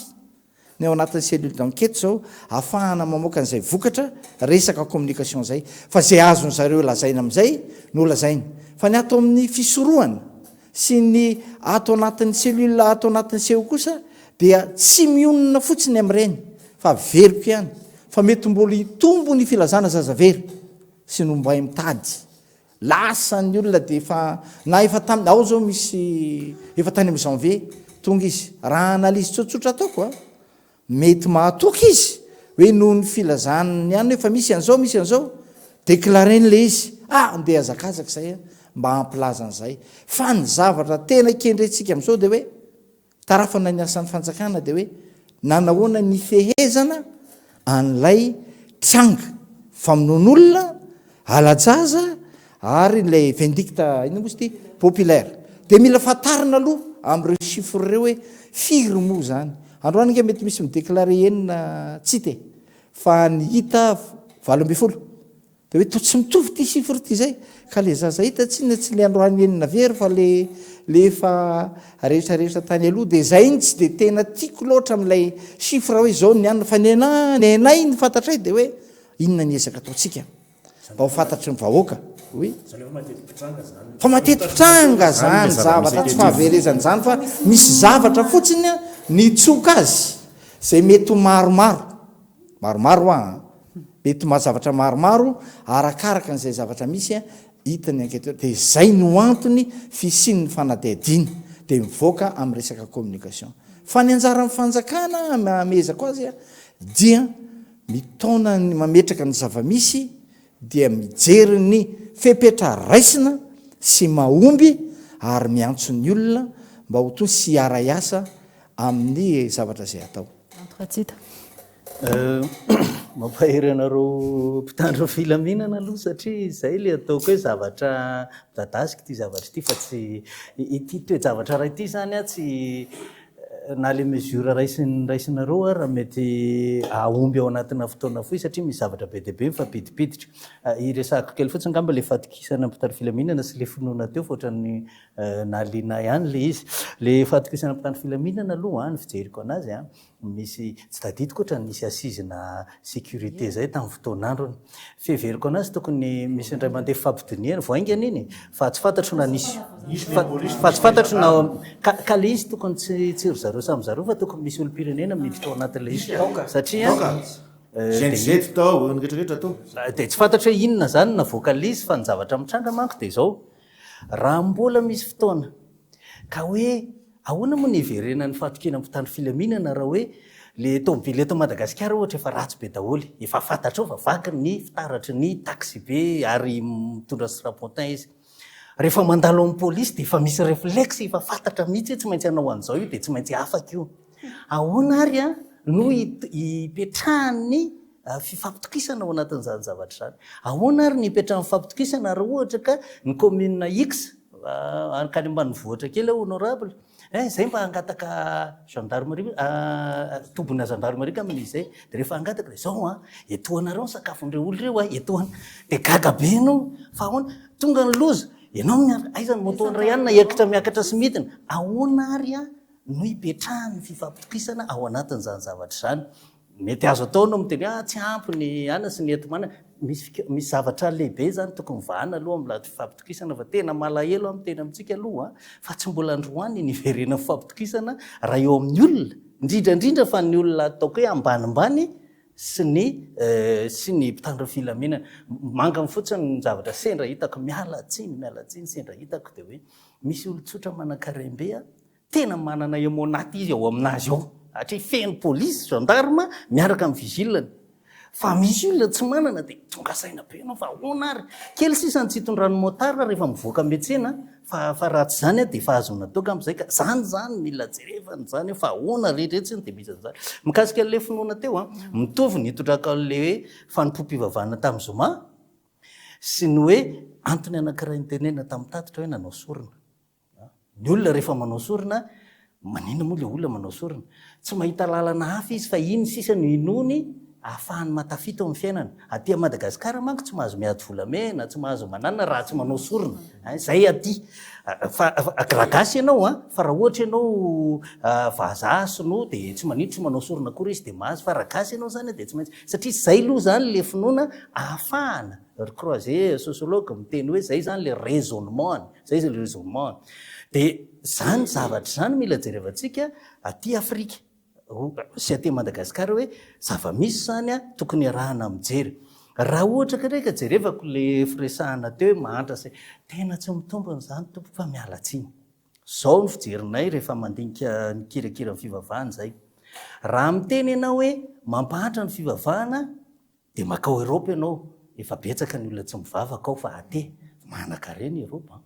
Raha miteny indray ianao hoe na tsy mampahatra fivavahana de makao États-Unis indray ianao pentecôtiste mouvement de réveil fa tena miaraka tsara mihitsy ny entrepreneuriat sy ny fivavahana any amin'ireo modely anankiroa reo zany de tsy afaka mitentsika hoe sady mampahatra io na tsy mampahatra fa arakaraka ny hitondran'le olona azy eo. Raha ohatra ny fijeriko anazy zany zao ny fitondrana de mijery hoe ny fivavahana zany mbola azo ampiasaina aloha zany hoentina miaina. Ny vokatry le izy tsy fantatro fa ny fantatro de efa ela fivavahana ny teto miara-miaina ao izy saika mpitondra daholo mpivavaka daholo mpitondra rehetrarehetra teo sy ny sisa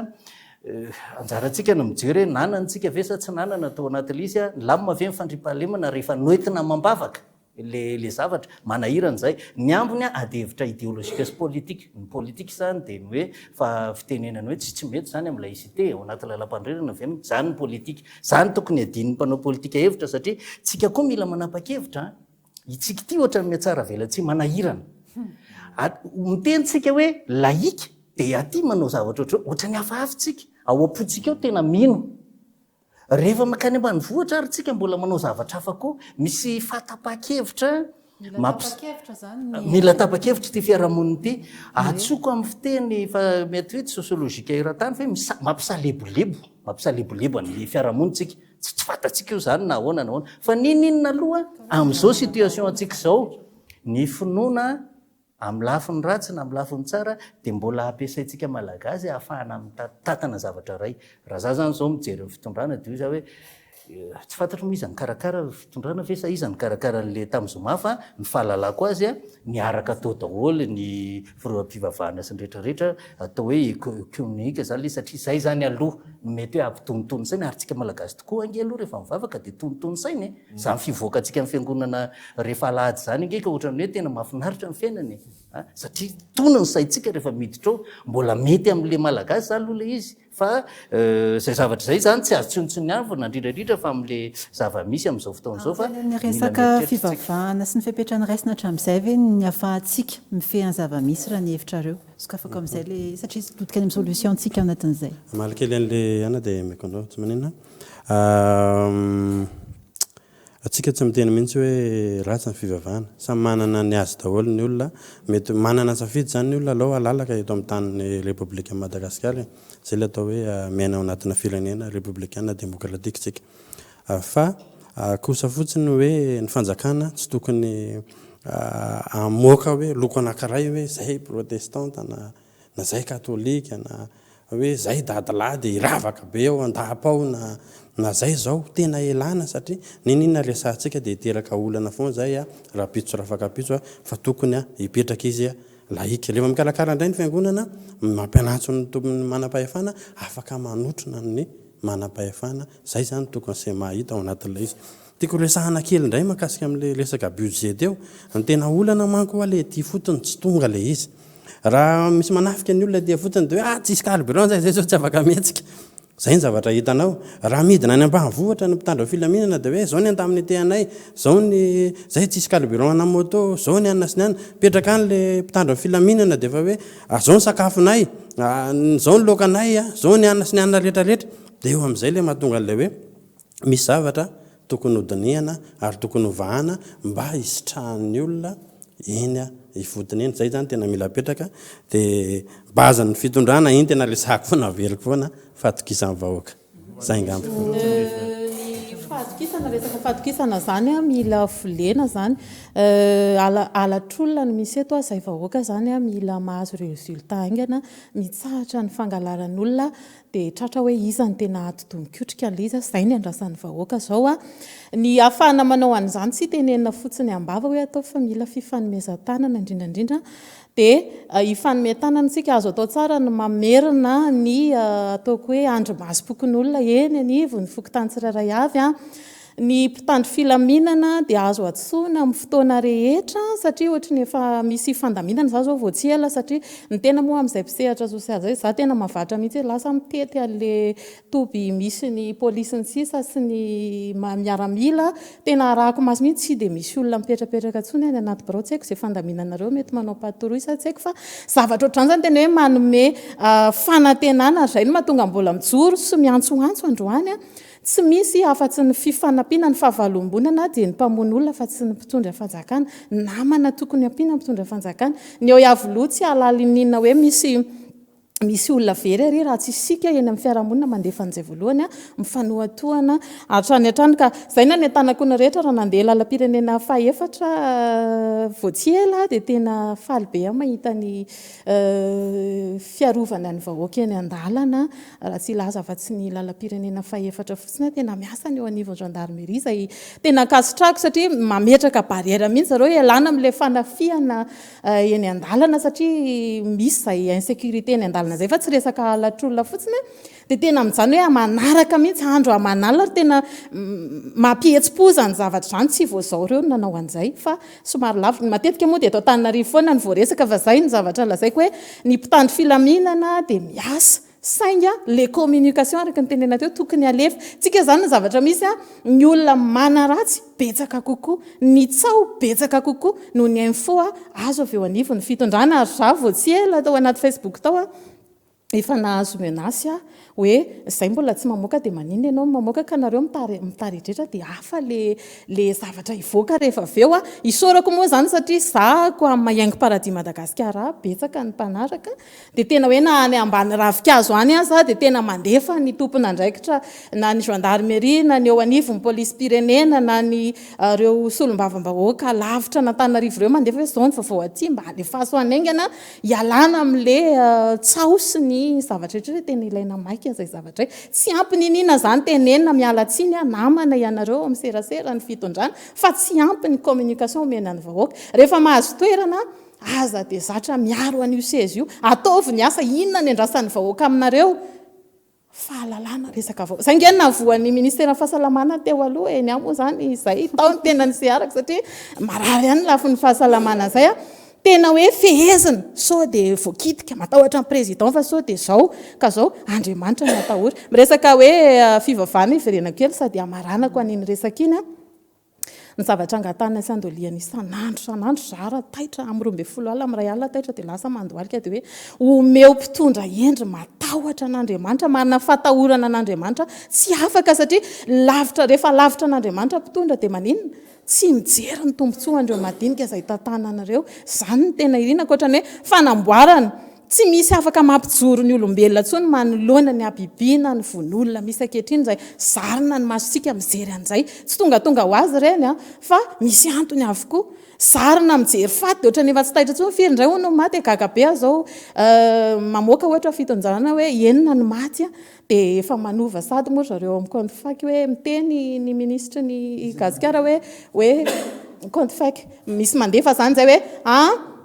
enina fotsiny io no maty azonareo io zany dia efa miova le izy hoe fotsiny a dia taritina dia gagabe a mahita ataoko hoe olona mba nandia fianarana ihany anaty Facebook fa tonga dia miteny ratsy manompo dia raha voasambotra amin'ireny moa zany dia izy ny diso le olona tonga dia atsonao mihitsy ny hoe doro ny tranony miteny zany tena nahita mihitsy aho zao a miandao dorana ny tranony zavatra tsy mety zany a noho izany miainga amintsika rehetrarehetra tsisy mirakle eto amin'ity firenena ity fa tsika anaty fanavaozana zao andao tena avaozany zange isan'ny ady mihitsy nanohitra n'izany resaka fa fanonganam-panjakana nampahatra ny vahoaka teto zany ny ady hatramin'ny farany mihitsy fa inona ny zavatra nisy dia androany ara manohana le fitondrana izay napetraka reo a dia andefasinareo hoe sorteo ny sarin'ny président nareo andapa ao misy mandefa an'izany za tsy analan'io zany manohana ny fanavaozana zany ianao ivenakely amin'ny ny tranga fianabibina zay miseho amin'izao fotoan'izao ankilazan'ny commissaire Alain teo a efa nisy zany hatramin'izay fa le zavatra zany miseho aty amin'ny tanan-dehibe Ambohitra Antananarivo dia ohatrany hoe sady abotsiny le Facebook ihany koa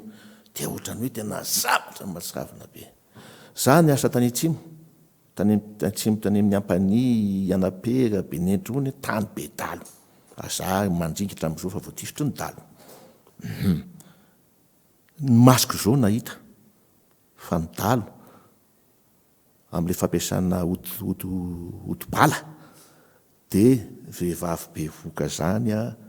dia vonony a dia tataniny kibony a dia alainy le voamasiny le zazo akiby eo hoe mbola tsy nihita masoandro anaovana otogasy zany raha miseho zany taty amin'ny tanàn-dehibe tena zavatra mahatsiravina be mihitsy efa nisy zany hatramin'izay mahazo manontany gendarme miasa amina efa nisy zany hatramin'izay zavatra mahatsiravina izy zany fa tsy hita amin'ny Facebook zany satria ny ambanivohitra raha izay eo amin'le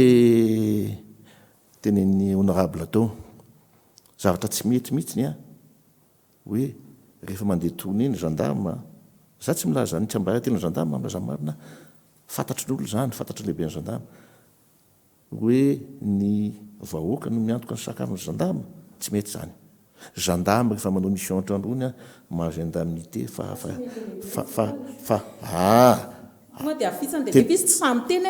farafakeliny mahazo 3 alina ariary isan'olona isan'andro ny gendarme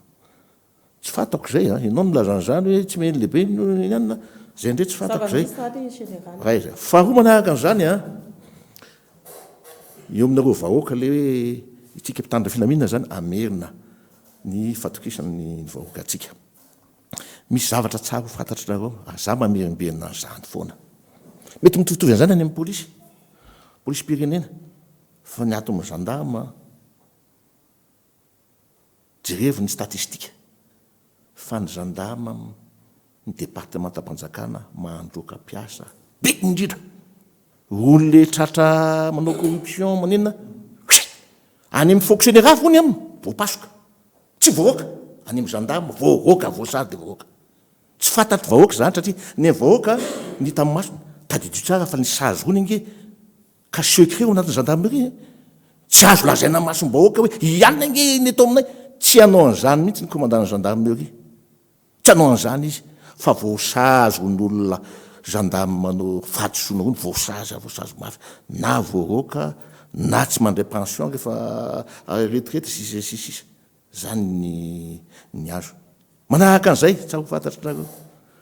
ompanaovana ny asany izy ny departementam-panjakana be da be maty am-pirinasa mbola zao gendarme manao ny asany tsara izy maty lasa miletika anaty rano any voatifitry ny dao sisy gendarme be indrindra maty am-pirinasa tsara fantatra ny vahoaka zany mety mieritreritra vahoaka tena manao ny asa mariny ny gendarme matoa maty ary le fahafatesany fitiavana tanindrazana izy amintsika fonctionnaire na tsy fonctionnaire hoe asa anolotra ny ainy ho an'ny tanindrazana ho an'ny fiarovana ny vahoaka iza gendarme vitan'izany be da be maty ho an'ny tanindrazana matam-pirinasa be da be dana mijery statistika manao na vady aman-janakony ka mboty no fitiavana tanindrazana no fanaovana ny asa tsara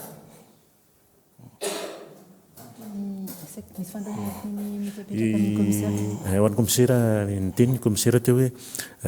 ny fimpiraraisina zany anafoanana tanteraka lefa le tratra le tena tomponantoka ianao koa ny teny hoe nisy atram'izay le tranga ohatran'izao a nanaona zany ny faran'le efa niseho atram'izay a dia sao dia mbola ohatr'izay ihany koa ve ny amin'ity manaraka ity sa aiza ho aiza ny tena fandehany teo moa ianao efa nilaza ihany hoe tonga dia hofoanana tanteraka zany hoe atoato zany mety misy olona ho voatifitra ve mikasika an'izay sa manahoana aiza ho aiza ny mety ia misaotra indrindra mitantara fotsiny meko e ny zavatra tranga misy ny atao criminalité urbaine misy efa voalaza ny général teo ny any ambanivohitra zany ny antom-pisiny mpitandro filaminana zany ny antony ametrahana ny lalàna raha tsisy tsony ike zany dia fony zay fa miezaka zay mamea ny zavatra zay mitranga zany fa za zany le izao no andraisako fitenenina fa zany moa efa mitiako tenenina fotsiny hoe zavatra efa misy fa maninona no tena voizina ao anatin'izao zavatra mitranga zao dia zay le communication hoe inona moa zany ny tena antony mahatonga an'izay zavatra zay zay avoakany zareo eo anivon'ny fitsarana sy ny cellule d'enquête fa mampitantana an'le CEO fotsiny tiako resana kely mandray mesure goavana be zay zao araka ny baiko izay namena tsy hoe tsy nandray fa mafimafy kokoa ny allure dia izay nyteneniny ranabavy tatsy zay teo dia atomboko mitsika tonga eto le izy hoe fanomezan-tanana ohatra anankiray ngezabe dia ny fametrahana mihitsy ny andromasom-pokon'olona zay ndraisana io moa fa mazatra ny any ambanivohitra fa netenyrenivohitra angamany somary marisarisa kely fa zay ny atao hoe police de proximité manantona ny vahoaka ary io tsisy raha manjary io raha tsy miara-miasa ny olom-boafidy sy ny olom-boatendry sy ny mpitandro filaminana tsisy zavatra azonao atao nininina io fa reny no manampy anay mpitandro filaminana zay manakaikikaiky kokoa an'lay vahoaka ahafahana mamety dia misy ny andromasom-pokon'olona dia misy ny formation dia mena fitaovana izy dia miara-miasa na dia ny fanomezam-baovao fotsiny azo antoka ary aingana azy dia efa zavatra tena ngeza be dia izay no mampatonga ny antso avy hoe rehefa misy tranga eo zany no mila fanatsarana tranga heverinao fa alajaza na tranga manahirana l izy dia mila mpifantarina amin'ny vahoaka hoe mandeha makaizy ianao dia efa alefako zao zany ny antso tsy andoavam-bola ilay 147 iny zay ho ampitombona amin'ny alalan'reo opérateur atsika reo zay nge ny ilana amin'ny fiara-miasa mba homena laharatarobia maromaro ny olona tsy andoavam-bola afahanya miantso malakilaky makany amin'ny CEO ray aloha zay de efa fatarina azy fa nizaniza na ny fokotany na andrimatosolombavambahoaka na ny eo amin'ny komissaria na my brigade nizanizy zay akaiky an'le olona de efa mampilaza an'izay zavatra zay izy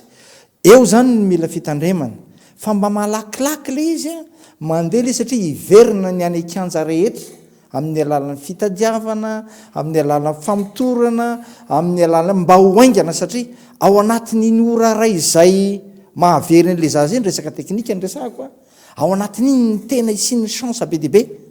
zay mety ahitana n'le olona mba tsy ho tara le ampianarina ny olona zay mécanisme d'alerte zay manomboka ny toerana zay andraisany an'le antso na am'le tsy maninona mihitsy na velomina ary ny laklosy ka hoe afantaranao misy alerta na zavatra zany zao ny hetsika atao hoe ny fokotany tsirairay zay fa isorana amin'ny fifanampiana mba angakaingana an'le izy misy minitra enjehanao zao minitra zany de tokony ho vita zao minitra zany de tokony ho tafitary zao minitra zany de fa tokony ho tafaverina ry atsaraina zany a ilay mécanisme d'alerte am'izao fotoana zay apetraksika zao amin'ny alalany ihany koa ny fanamanganana andromasom-pokon'olona tsika miresaky zao a dia mametraka tsara zay satria mifangaro amin'ny baka moa izy ty ny polisy sy ny gendarme sy miaramila manao baka ihany reo ihany inge no entina manatanteraka ny ady am'ty zavatra ty satria tsy zavatra ray ny asan'ny mpitandro filaminany zaza raha teo daholo koa ny ao amin'ny baka dia mba ialana am'izay fisavorovoronsainy zay de ny fampidina sy fampitomboana ianao ihany ny sorana ianao a fa zara raha misy zao ny any anaty birao zao ny fotoana anankiray a hametrahana ny ao anivon'ny mpitandro filaminana ny fanatanterahana zay zavatra zay mba hoaingana amin'ny asa reny de efa miantso ny olona mba tsosorena ray fa hoe sakanana de hoe nyanina raha tsy vitany lako zay ny fisakanany lahy zay nge le communication e mitondra vitre fumé anao de sakanany so de misy zaza ao aminao ao zay tsinona ny renseignement avy any amin'ny vahoakale miteny an'le hoe misy zavatra kely information kely tsy miady efa tsy anisy polémika aniny mihitsy a hoe enina zao fa ao aminay eo ny officiel azonareo mpanao gazety alainy isan'andro zany chiffre sy aniny zany fa tsy le chiffre miintéressé a fa ny fijanona an'le izy de hoe zay le vaovaoka naty 4 de asina kely zao zany de tonga de fanina fa misy de ny tarina zao le centre opérationnel mission santé mission ny communication mission ny population misy ao anareo zay olona miantsetra amin'ny fiarahamonina satria mila prise en charge zareo akizy zay an'zay mety manampahaizana manampy ny enquêteur sy ny rehetra mba amehezana azy ao anatin'ny fotoana foy inona ny itovizany a iny moa no an'ny ankety iny fa ny atsehatra de tena mafy ny asany ary hatramina karapanondro ny fisavana nizanizy alatsiny rebatosolombavamboaka fa mety hatramina concarde azy raha ohatra ka azahoany vaovao de efa mitondra fialatsiny sahady zahay fa tena hoentitra satria ity zavatra ty de ho atsahatra ao anatin'ny fotoa tsy teny hoe ao anatin'ny firy andro fa ao anaty de misy ny paikady zay natao hoe plan d'action par rapport am'le cartographie de risque aizany toerana zay tena misy am'ty zavatra ty raha resaky sika fitsaram-baoaka de fatatsika hoe mety riananina zany de riananina raha ary latra kizy zany de mety hoe ary mety zazavery zany de lesy any etsehana na any amin'ny toerana zay le cartographie de risque zay mety avy amin'ny ray aman-dreny tsy mitandrana na raha zazavery zany de firy taona ny aditranony zaza ao daholo zany statistique zany hoe firy ambe folo ny zazavery zay aditranony zaza de zay le manœuvre future inona zany ny tokony ataotsika misy andraikitry ny ray aman-dreny zany eo a anabeazany an'le zanany misy andraikitry ny solombavambahoaka ao a misy andraikitrareo pahay ny tsy fantatro ao anatin'zay fa misy andraikitry ny fiangonanao a misy andraikitray mpitandro filaminanao fa ny afotsiny tiako apetraka de hoe miroso ny fitondram-panjakana amin'ny fandraisana fepetra entitra anajanonana nyty zavatra tya faran'zay aingany manatsaratsara kokoa zany amin'ny zava-misy rehetra de zay nefa tsoko ny vahoaka sady mba tsy hosorenana madika an'le communication ray rehefa aveo hoe zao io zavatra io fa tena tsy ny mitandro ny filaminana ary andray fepetra mba hanajano io aloha zany zao ny focalisentsika ngezabe mba ao amin'io daholo dia na ianareo zao aza nge dia afaka mba mampita amin'ny facebook fa tsy hoe sanatria le communication indray za dia sy nge juste fotsiny dia ahoana moa ny atoky n'le mpitandro filaminana ao anatin'le asany olona satria tsika ara mitsokafo fa andao a hiara-dia mihitsy aloha hoe inona ny atao ohatran'izany fa ataonareo resa zany fisaorana dia miaraka tsika dia foana malaky io e foana malaky io izay ngamano kely fotsiny ngamba andraisako kely daholo lay teny misy anankiray ny teny général tato a dia mpitandro filaminana ho any gendarmerie aloha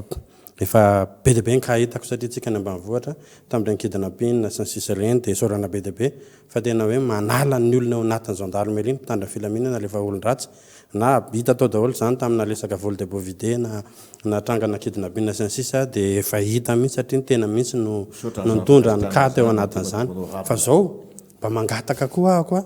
mba hisy an'izany ao anatin'ny fitsarana io ny zavatra misy manko dia zao ny aty amin'ny polisy sy ny aty amin'ny gendarmerie misambotra n'le olona tonga ao anivon'ny fitsarana afaka mahadidio le olona dia le tranon'ny polisy ny dolan'ny olona tranon'ny gendarmerie ny dolan'ny olona zany tranga misy zany tsy samandoro ny tranona fitsara te ame ohatra kely atsika ahako io moa zany efa adiko avana mihitsy io za zany resaka kidnapping raha mbola nisy faty olona betsaka teto a Madagasikara dia isan'izany io kidnapping ny Jorobe sy Akazobe io satria tao anatin'io misy hoe olona 30 may ray trano olona 5 ray vonona ndray andro be dia be ny olona mifanana basy ambava ny tifirina tao anatin'io fa rehefa tena navoaka anay avy any ambanivohatra le za fa rehefa tena navoaka le izy a zay vao tena nihetsika ny fanjakana satria tafavoaka taty ivelany amin'izay lay olana any ambanivohatra ny anatiny any dia eo zany no hitenenako kely hoe isika ve za manko nyteny tamin'ny général rato amin'izany commandant sergent teny tamina mpitsara be dia be ihany koa za hoe misy zavatra tsy milamina kely ao anatin'io Akazobe io satria Anjorobe io a satria nandritry n'ilay opération be dia be ny tamimbarin'olona lafo be dia be ny ombin'olona lafo nakaiza reny vola reny naka amin'le mpitandro filaminana nanao opération sa nakaty amin'le mpitsara fa reny vola reny nakaiza reny sa lasan'ny avocat fa mba mangataka aho ataovy mifanadihadiana lalina satria ny vahoaka ao miteny mihitsy hoe raha vola lasa tao alinan'ny fisin'ny opération mihoatra lavitra noho nalain'ny kidnapping dia eo zany mampatonga le vahoaka tsy mahatokontsony ao anatin'izay rehetrarehetra zay satria hoe nakaiza le izy dia ny zavatra mampalahelo tena malahelo satria misy ka anankiray teneniko atsika eto von'olona matsiravina tany Akazobe tratra io ranaman'io migadra tao atsy afa 12 taona ny sazany 3 taona mijery tele eo mivoaka ndrela namana nefany olona mivonivonony le izy dia naleviny dia izy tenany mihitsy no nandeha nanoro any toerana nandehavenany 10 lahy izy ny arany tratra ery amin'ny tele indray izy tratra ndray mandeha natsoko ny tary amin'ny brigade criminel fa tsy le zalahy tary Akazobe ve io izy mihitsy io nandefasako taratasy tamin'izany fotoana zany amina communauté internationale andretrarehetra hatramin'ny filoham-pirenena amin'ny prime ministre hoe tsy mety zao tsisy taratasy mamoaka an'ity nakany amin'ny fonja amin'izay affectation foana ny mahazo ny mpitsara any amin'ny tanàna misy anay sy ny rehetrarehetra ny nahitana olana be ny enjehanay affectation disciplinaire foana ny azo rovinina vao misy fanagadrana fanasaziana ho an'ny tompony andraikitra ambony fa tsy afindra maloto aty afindra riny maloto andray dia afindra ry dia eo foana le olana iny zany olana goavana be iny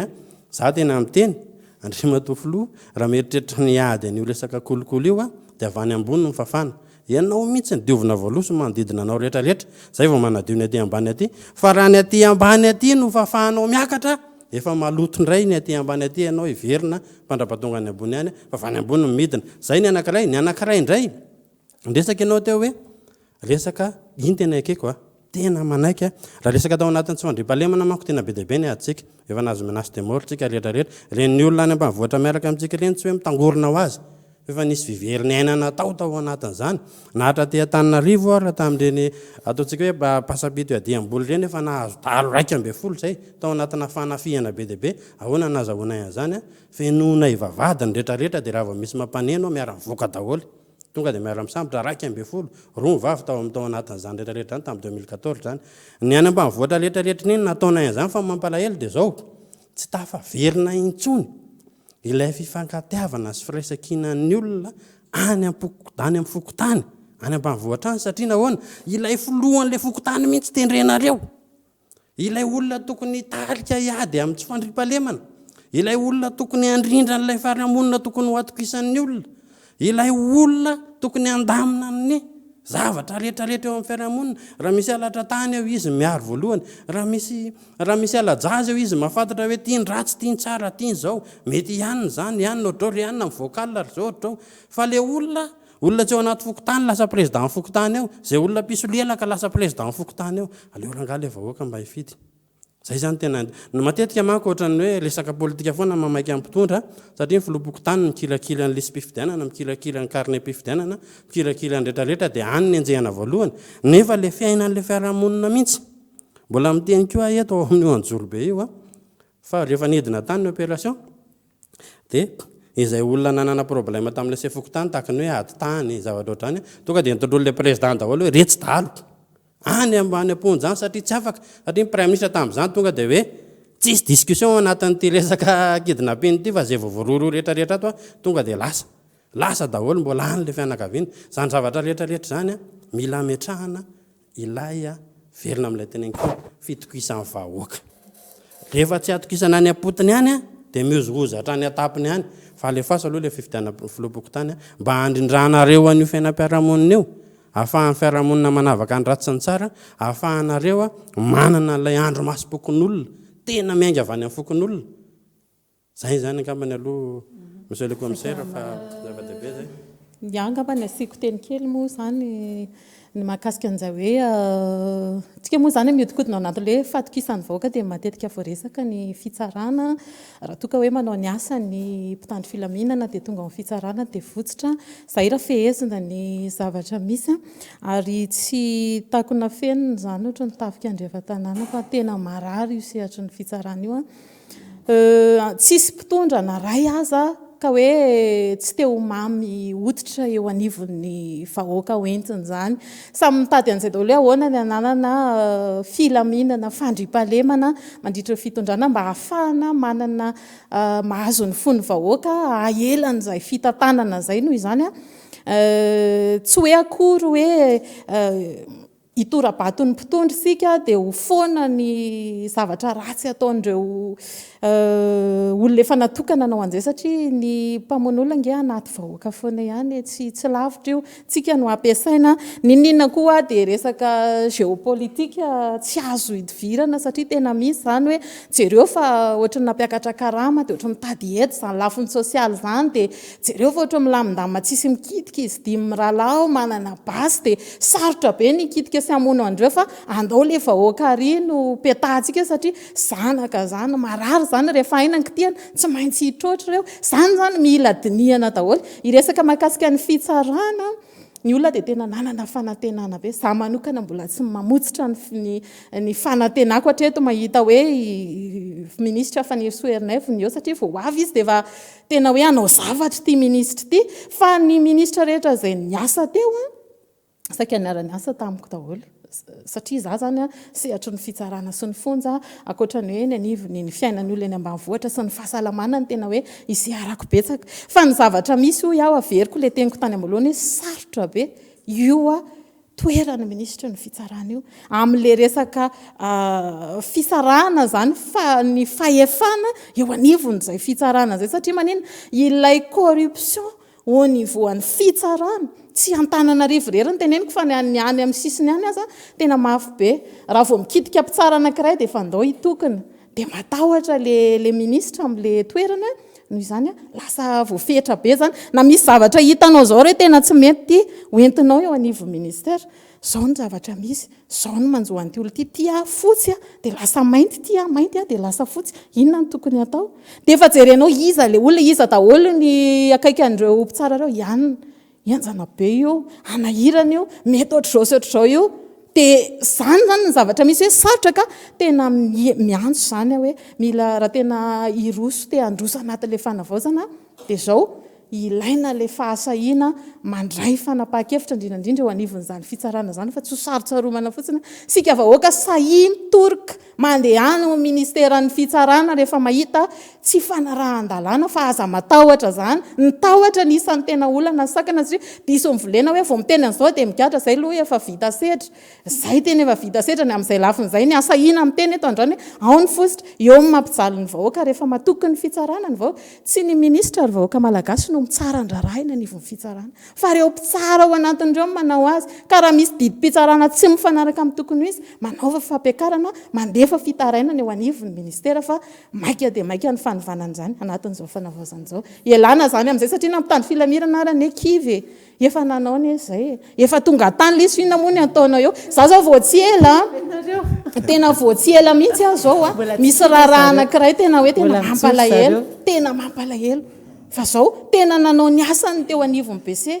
tena vita tsara hoe tena mba ho lasa zany a tena azo ny sazany zany fa inona ny zavatra azo le olana nanao ny tsy mety eo anivon'ny fitsarana sous contrôle judiciaire maheno ono aho zao fa ny apitsony iny dia nahazo liberté provisoire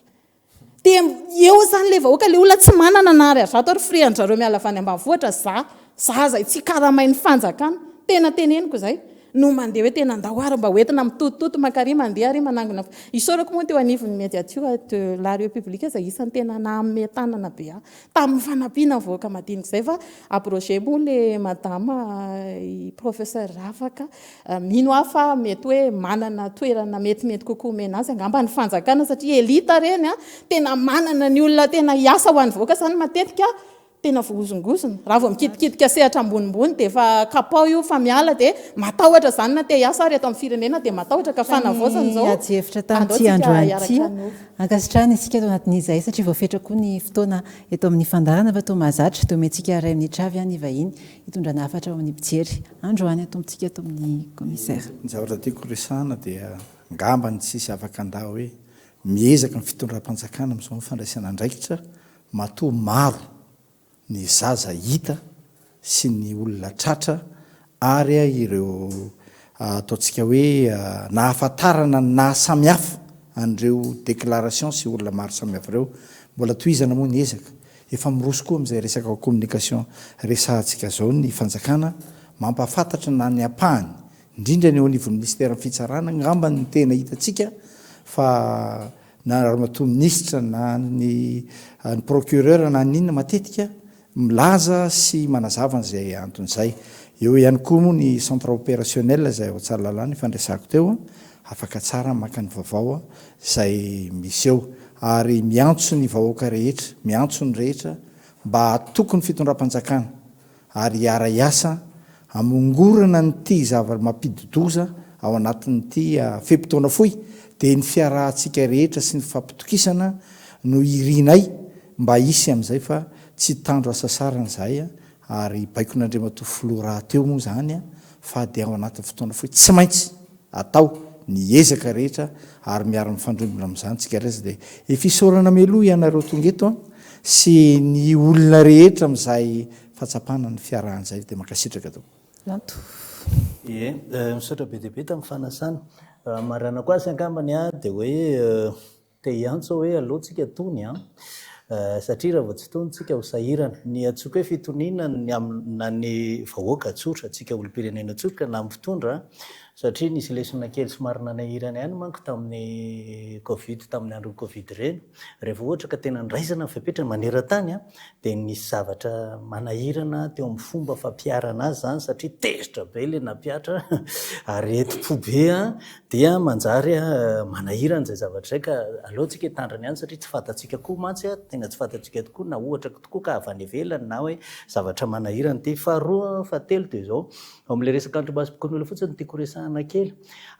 misy concept roa zany tiako hoe sao de tokony hodiniantsika fa alao mailo tsara tsika miserasera ny andro masom-pokon'olona dia le fitenenana hoe andraikitra ny tsiraray amiko ny andro masom-pokon'olona raha ataoko hoe za zany zao miasa ady mivalo isan'andro dia izany no asainao hiandry an'io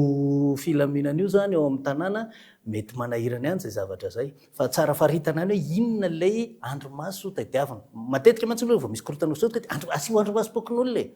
aty amin'ny tany republika tsika fa tsy le tany alohantsony a dika zany misy andraikitra ifanamboarana zany eo ary nympanjaka taloha mbola nanisy hoe reto mpanao an'zao reto mpanao an'zao a de mila diniaza zavatra hay ohatrany ko le hoe andraikitra ny tsirairay iny tsirairay iny mihitsy ny tena satria zao fikorotana misy amintsika zao koa ange vokatry le fiovoan'ny fiarahamonina zay le mutation sociale misy zavatra miova eto na ny fisian'io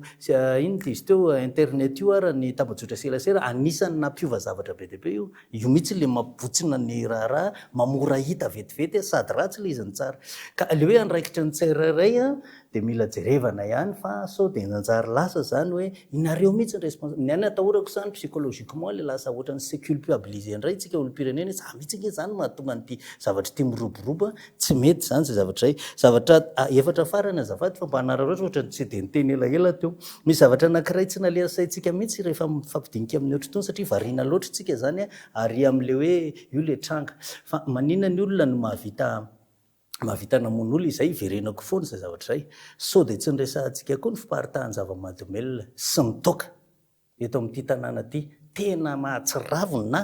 ary tsy fantatro na voafe ohatra ny fiseny bara sy ny sisa zao tsy fantatro hoe tena mbola misy lalàna ve mikasika an'izany satria zay toerana alehako tsy maintsy mahita etsy de ray metatra roa metatra tsisy tsony hoe sekoly fiangonana le zava-mahadomelona moa de efa hitantsika fa nisy fanadihadiana tam'zany a fa zay koa moa hoe mpandinika de mandehny am rehetrarehetra mahita zaza 5 taona 12 taona mifoka zava-mahadomelona manao fanadihadiana kely ao anatin'ny recherche zay ataoko aika efa tsy lamody tsony le fifohana efa fitsindromana zany zao ny lamody mila jereny zany zavatra zany fa ireny ny mampivadiky ny atodohan'ny olona mampatonga anazy am'ty mamono olo ty fa mila jerena hatraminy fa maninona izy manao an'izany tsy mandeha lavitra anao fa ndana ianao makao ambanidia iny amitetezana midina avy any amin'ny any iny de jirevo ny zava-misy eo mandrimijany eo anao manomboka amy 5 maraina amy 7 anao fa mahazo information tsara hoe ahoana ny fandeha ty manodidina n'le inona fanaripako ny fidresaka ekonomia iny efa tsy hidirako tsony fa io mampitapy any olona rehetrarehetra io mampatoka anazy ao anaon'io zavatra io zany zany a horeraka nareo mpitandro filaminana raha tsy voavaza ny zavatra zany mety ho avoatifitifitr'olona maromaro ianareo raha ohatra ka le foibe an-javatra tsy voavazany eo anatin'le izy ny insécurité io zavatra ray manontolo io hoan'ny any ambanivoatra zao za mieritrehitra fa nyresaka resatany honorable teo fa ny taninao nge tsy fantatro fa raha pitso mety ho lasan'ny olona tampoka de tsy sécurisé zany am'izay fotoan'zay sécurité foncière fiatsondra reo nay ka ny dadabe anay ny dadany dadabe anay tompony io fa ahoana io no alainao de zany zany mila fandiniany zany zavatra zany de mbola ny any ambanivoatra ihany natolo le fifindramonina tony ara mila jerevana ihany le migration miaraka am'le sécurité ray manontolo zay de ny farany moa zany mitoy am'le any voaloha le mitony na inina resahatsika misy fandiniana nataon'le rangaha sociologue philosophe zay Michel Foucault ny anarany zay tandray politique grotesque zany hoe manao botolo manao resa ahoana moa zany tesitra na manao ana de manao teny tsy voahevitra zay tena miantefa manokana mihitsy tsy zany teny an'izay fa izy miantefa manokana mihitsy mpitondra sasatsasany rehefa miteny zavatra aza manao teny tsy mendrika ny toerana misy anao fa raha vao manao ianao teny tsy mendrika ny toerana misy anao raha ny fanadihadiana sy ny fikarohana nataony zany efa tamin'ny fitopolo sy ny jasirivo zany de rehefa hita ny vahoaka madinika izy sady vahoaka anaona moa le vahoaka mahita lizy de ko izy ara manaoko ay zany azo atao midina iny de anisany mety manazava an'izao adalàna rehetra sy herisetra rehetra zao zany zay mety herisetra rabavy zay na violence verbale fa misy fiatraika an'izay rehefa vao any amin'ny violence physique zany général iteniko voalohany zany mety mahafaly any zandrivavy Aingim-Paradis sy honorable Antoine Rajezson satria na Menada zany to tena nanamafy fa tsy fahatokisana vahoaka ny rafitra ny tribonaly nanamafy na fa amin'ny tribonaly eo tena misy ny corruption mbola misaotra anareo hoe miasa ny police miasa ny gendarme fa amin'ny tribonaly io ny tena manahirana miresaka corruption ty resaky ty zany mba hafantarana hoe tena miasa ny ministre ny fitsarana aza mino fa masava aminao an'izany ministre Ranaivo Eso hoe fomba tsotra hafantarana hoe tena miasa izy satria mazava amrehetra hoe ao ny tena misy ny corruption dia firy zany a ny mpitsara ny gadrainy tena mazava zany a raha masa managadra mpitsara izy mitovy aminy dia fantatra hoe tena manadio izy a ao anatin'ny ministère ny fitsarana ao fa raha mbola tsy masa tsy atoka isan'ny vahoaka hoe io zay samyn'izy voay ve inana ny namany sisa fa raha masa izy manasaza mpitsara mitovy aminy zava-dehibe zany ao masony vahoaka izay za eto koa rehefa nieny ny kabariny filohan'ny fanavozana voaingana tany mety tamin'ny lakamisy zay rehefa mieny mahita ny masony a ny lohany sy ny kabariny dia za mahita hoe vonona be izy a hitady vahaolana amin'ny tsy fandriam-pahalemana io raha ny teny avoaka ny mivavana io sy ny sisa tena mahita hoe vonona izy mahafinaritra amin'ny mpitondra am'izao manko miaramila ny akabeazany misy mpianatro misy niaraniaratra tamiko dia ao foana le atao hoe fraternité d'âme firalahiana ao anatin'ny foloanda dia ndrindra izy miantso aho hoe zoko be raha solofo zay raha solofo dia hinona moa valiako aminy hoe zandry malala zay ny maliako an'izao dia samy vita zay le hoe miaramila miara mitady vahaolana miara-miasa indra koa ny tsara lazaina misaotra ny commissaire Alain nanazava izy teo a nahazo nanazava ny asan'ny polisy ny asan'ny mpitandro filaminana za aloha hatram'izao a amin'ny olana tsy fandriam-pahalemana am'izao fotoan'izao io a satria filohan'ny fanavozana no tena mijery an'io akaiky za matoky mpitandro filaminana polisy zandama miaramila fa ahita vahaolana tsy ampafiry ny kidnapping taloha tsy ampafiry ny vol de soma humain fa ahita vahaolana tsika fa avaloa iasa ny mpitandro filaminana fa meo fitaovana tsara fotsiny mpitandro filaminana fanaovana ankety io ny asa vadidrana tsy vita tsy fanakonany miasa ao anatin'ny traçabilité ny appel ny yas telma orange sisisa rony tokony kitakita ny eo ihany dia tokony mamaly ny telma sy ny asa hoe zao daholo ny olona ny aso an'ity mpandika lalàna mikasika an'io tsy fandriam-pahalemana vonoan'olona sy kidnapping io miara-miasa daholo tsika mahanadidy sy andraikitra tsika rehetrarehetra akalazan'ny commissaire Alain teo hoe fiangonana ny olona nge le bandikely tanora ane ka lasa olon-dratsy mandika lalàna koa ny gendarme polisy no taizana io tany amin'ny fianakaviany tany io no taizana dia diso ve ny mpitandro filaminana hoe enareo tsy mandray andraikitra tsy mandray andraikitra tany atrano tany izy dia fa tsy ratsy taizako mpitandro filaminana ve omena tsiny amin'izany za raha no matoky mpitandro filaminana fitadiavana vahaolana amin'io a tsy fandriam-pahalemana am'izao fotoan'izao dia misaotra ny mikasi sibela nanasanay a aveko eto fa raha ny hevitry ny tapany namana ny fianakaviana va dia manjanaka dia apetrapetra aloha dada fa zabola mandeha any kanefany a zany tezainao anatin'ny fandraisana andraikitra adidy amiko a andraikitra no manao tonidretsaka androany misaotra ny fanasana sibela zandriko vavy monao e zandriko vavy ianao zoky limeny marana koa azy a makasitraka be dehibe alohany amin'ny fanasana satria tsy adiny mihitsy na dia ataoko kely blitiny ara eto amin'ny fireneko a zava-dehibe ho azy zany a ary tenenao teo hoe misaotra ny mpitandro filaminana sy ny sisa za no vehivavy voalohany ny teny an'izany teto Madagasikara hoe tsy misy maharesy tafika zany a dikan'izany nanana fanantenana tena natoky tanteraka ny mpitandro filaminana malagasy a tena mirehareha mifananako azy ireo a dia tena samy teny an'izay a manarak'izay a mitodika amin'ny fitondram-panjakana ny olona manjijina ny filoha dia tena hoe rehefa tafiditra matetika moa zany tamin'izay ny fandimby rehetrarehetra dia izay teneniko izay hoe matahotra ny hiala dia tsy samy teny tsy samy manao hetsika fa mitandritandrina dia fotoana nefa n'izao mila fahasahiana amin'izay fanovana izay ny amin'ny sehatra rehetrarehetra tena hitena hoe ny sehatra rehetrarehetra ny marary na ny tatsaha na ny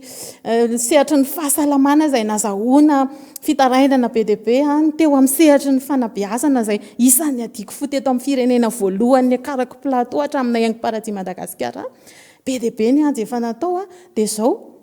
efa tsapasita ny vahaolana nomena amin'ny fampiakarana izay karama fanatsarana ny sosialy izay ka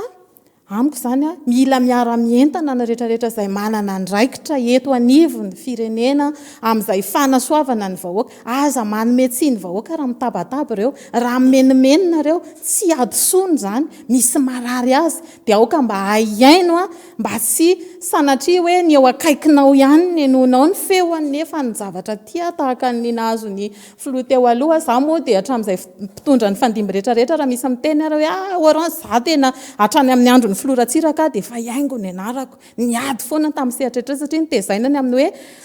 zay no nitezai ny filoratsiraka anay tamin'izany mbola mpianatra hoe akelezina ny foa ny saina lehibiazina isan'ny tezana izany zavatra any ka zao misy olona vonina be dia be fa zao ny zavatra misy amin'ny elita rehetra eto amin'ny firenena dia manomboka misy mikitikitika izay tena ampitandremako an'ireo sehatra rehetrarehetra ireo hoe mitandrema alao no manam-pahaizana ny tondra ny firenena aza mikitika elita eto amin'ny firenena satria be dia be ny zavatra ao anatin'izay zany mino fa izy tia miantefa amin'ilay olona zany izay mikitikitika an'izay sehatra indrindrandrindra ny hoe sehatra tena stratégique tokony hoe tena ilaina fitandremana fatratra mila ferinaingana mila jerena be dia be ny samy andro aoka vahoaka tsy ho voarebireby amina zavatra tsy antontsika foana ny sorona teto mandeha anakirotana firenena ohatra dia nandeha nisy ny resaka roro teto tamin'izany fotoana tany amin'ny 13 nandeha ny fanelezana tsaony amin'ny resaka hoe misy biby kely betratra sahiana le tamin'ny faraparany teo dia tsika foana ka sao dia fotoana tokony hitidiany zao hoe mila manampy tsy misy fitondrana andeha ampijaly vahoaka na amboly tsy fandriam-pahalemana fa ny adanany vahoaka no tena tanjony mila manova fijery amin'izay tsika hoe izy ny tokony ampiana andao hiara-entana amin'ny mpitandro filaminana andao averina le firaisankina ho an'ny soiombonana sy ho an'ny tanindrazantsika makasitraka ny any atokantrano ny aino hatramin'ny farany sotra toko entopoka tsika moa amin'ny hoe mahafivoina le atao hoe fiovana ivoarany any fotony dia mitarika hatrany ary mijoro hatrany mba isin'izay fiovana izay mba ahafahana mampandroso ny any fotony eny ry fanjakana ity olana ity dia tsy olana tsotra ity fa olana mifamingotra sur le plan économique social et politique mifangaro daholo reo efa niresaka tsika sur le plan économique hoe fanety loatra ny taux de croissance démographique sy ny économique izay very fanantenana ny olona satria nanteraka atrany dia tsy manana anjara fivelomana intsony tsy meritreritra ny androsy intsony noho izay ety dia ety zay nefa ny fitantanam-bola mpanjakana tsy manome vahana amin'izay atao hoe croissance économique izay ao anatin'izay ihany koa dia fafantatsika fa 70% ny tanora dia tsy anasa ankehitriny plus de 90% ny vahoaka malagasy dia ao anatin'ny fahantrana tanteraka ankehitriny isan'ny facteur clé ao anatin'ny ity olana ity daholo zany raha mijery indray tsika sur le plan social dia mahita fa hoe ny secteur primaire secteur d'activité isan'ny be olona miasa indrindra ao anatin'izany famokarana ny hidina daholo ny vidim-bokatra rehetra ao anatin'izany ny vary ao anatin'izany ny voanjo ao anatin'izany ny kakao ao anatin'izany ireo vokatra rehetra hatramin'ny sondro sy ny sisa fanondrana dikan'izany ny ena be ny volany aposin'ny olona amin'ny resaka sosial izay tsy ahafahany manabe ny zanany tsy ahafahany miamin'ny fahasalamany tsy ahafahany ihany koa manitatra ny asany miteraka olana daholo zany rehetrarehetra zany ary mamono an'ilay économie rurale tanteraka mihitsy izany zavatra zany ary tsy adino ihany koa anatin'ny resaka sosialy ny fisin'ny loza voajanahary farany teo izay misy impact goavana amina resaka production sy ny économie locale atsika indrindra amin'ny fiainana sosialy ny olona any ambanivohitra indrindra voakitika tamatavy nefa ao ny moteran'ny économie atsika mila jerena daholo zany zavatra rehetrarehetra zany ary indrindra isan'ny tena mamevana izao zavatra zao a dia ilay ataontsika hoe aspect politique. Aspect politique a tsy tokony ho adin'ny fanjakana mihitsy naoviana fa tsy voafidim-bahoaka ianareo no tafapetraka eo. Dikan'izay tsy manana n'ilay atao hoe légitimité avy aty amin'ny vahoaka ianareo. Dikan'izay tsy maintsy mikaroka ny azahoana an'izay a fatokisana amin'ny vahoaka izay ianareo a mba tsy habe ay. Ka eto za dia miverina amin'ilay niteneniko hatrany am-boalohany foana somary kendy ianareo amin'ny démarche rehetrarehetra satria nahoana raha miresaka tsika hoe concertation nationale tsy misy miainga hatramin'izao. Ny zavatra hita amin'ny vahoaka aty ivelany zany zao dia hoe fa inona ary leo ataon'ilay fanjakana izay mijoro rehetrarehetra dia tratrany atteinte à la sûreté de l'État tonga dia any amponja daholo izay vao mivadika vao tafapetraka ilay fitondrana dia iny voalohany antenamera napiditra ny ekipany ao anatin'ny CNI vaova daholo mpikambana ao anatin'ny CNI vao misy nikitika tare amin'ny SSE dia tafiditra tao indray ny olon'ilay fanjakana mampiahiahan'ny olona daholo zany rehetrarehetra zany hoe atraiza ilay fahatokisana an'ilay fanjakana. Mila mandinika ianareo ao anatin'izany rehetrarehetra zany fa manentantsika eto hoe diso ilay approche-tsika hoe ilay fanavozana natsofoka ao anatin'ilay gouvernement fa tokony accord politique ny mamaritra n'ilay ataontsika hoe tondro zotra izoro an'ilay tetezamita andehanan'ny fanjakana fa tsy tonga dia hoentin'io fanjakana io daholo ilay izy rehetrarehetra. Eto zany tsika dia tena manamafy aty am-piafarana hoe mifamingotra ao daholo ireo rehetrarehetra ireo satria tsy mipetraka ilay tokon'ilay olona matahotra ilay olona hoe avita azy ve fanjakana sy ny sisa dia anjaranareo no mikariko an'izay hoe ahoana ny ametrahana an'izany fa ity averiko farany a miainga amin'ny fahatokisan'ny vahoaka. Ny fahatokisan'ny vahoaka dia mangarahara no mitondra makany amin'izay fahatokisan'ny vahoaka izay ka raha tsy tafapetraka ireo mihitsy mangarahara amin'ny zavatra ataonareo a na amin'ny fitantanam-bolam-panjakana na amin'ny resaka activité politique na amin'ny resaka économique na amin'ny fametrahana olona dia za miteny anareo a fa ho sipotra eo nareo. Satria toy ny adihevitra fa manapetra amin'ny fotoanantsika farina teto mifandarantsika ho an'ity andro an'ity saorana ianareo vahiny rehetra naray anjara tato anatin'ny fandarana isaorana ihany koa sika rehetra tsy nisaraka hatramin'ny farana isaorana ny teknisianina rehetra izay niarana tosa zao fandarana izao sy belarire mazava eo ihany koa Nescafé izay manoana ny fandarantsika sy ny mpampiakanjo ny tenako Kate Mirène dia mamy fotoana manaraka indray. Veloma tompoko. Veloma tompoko.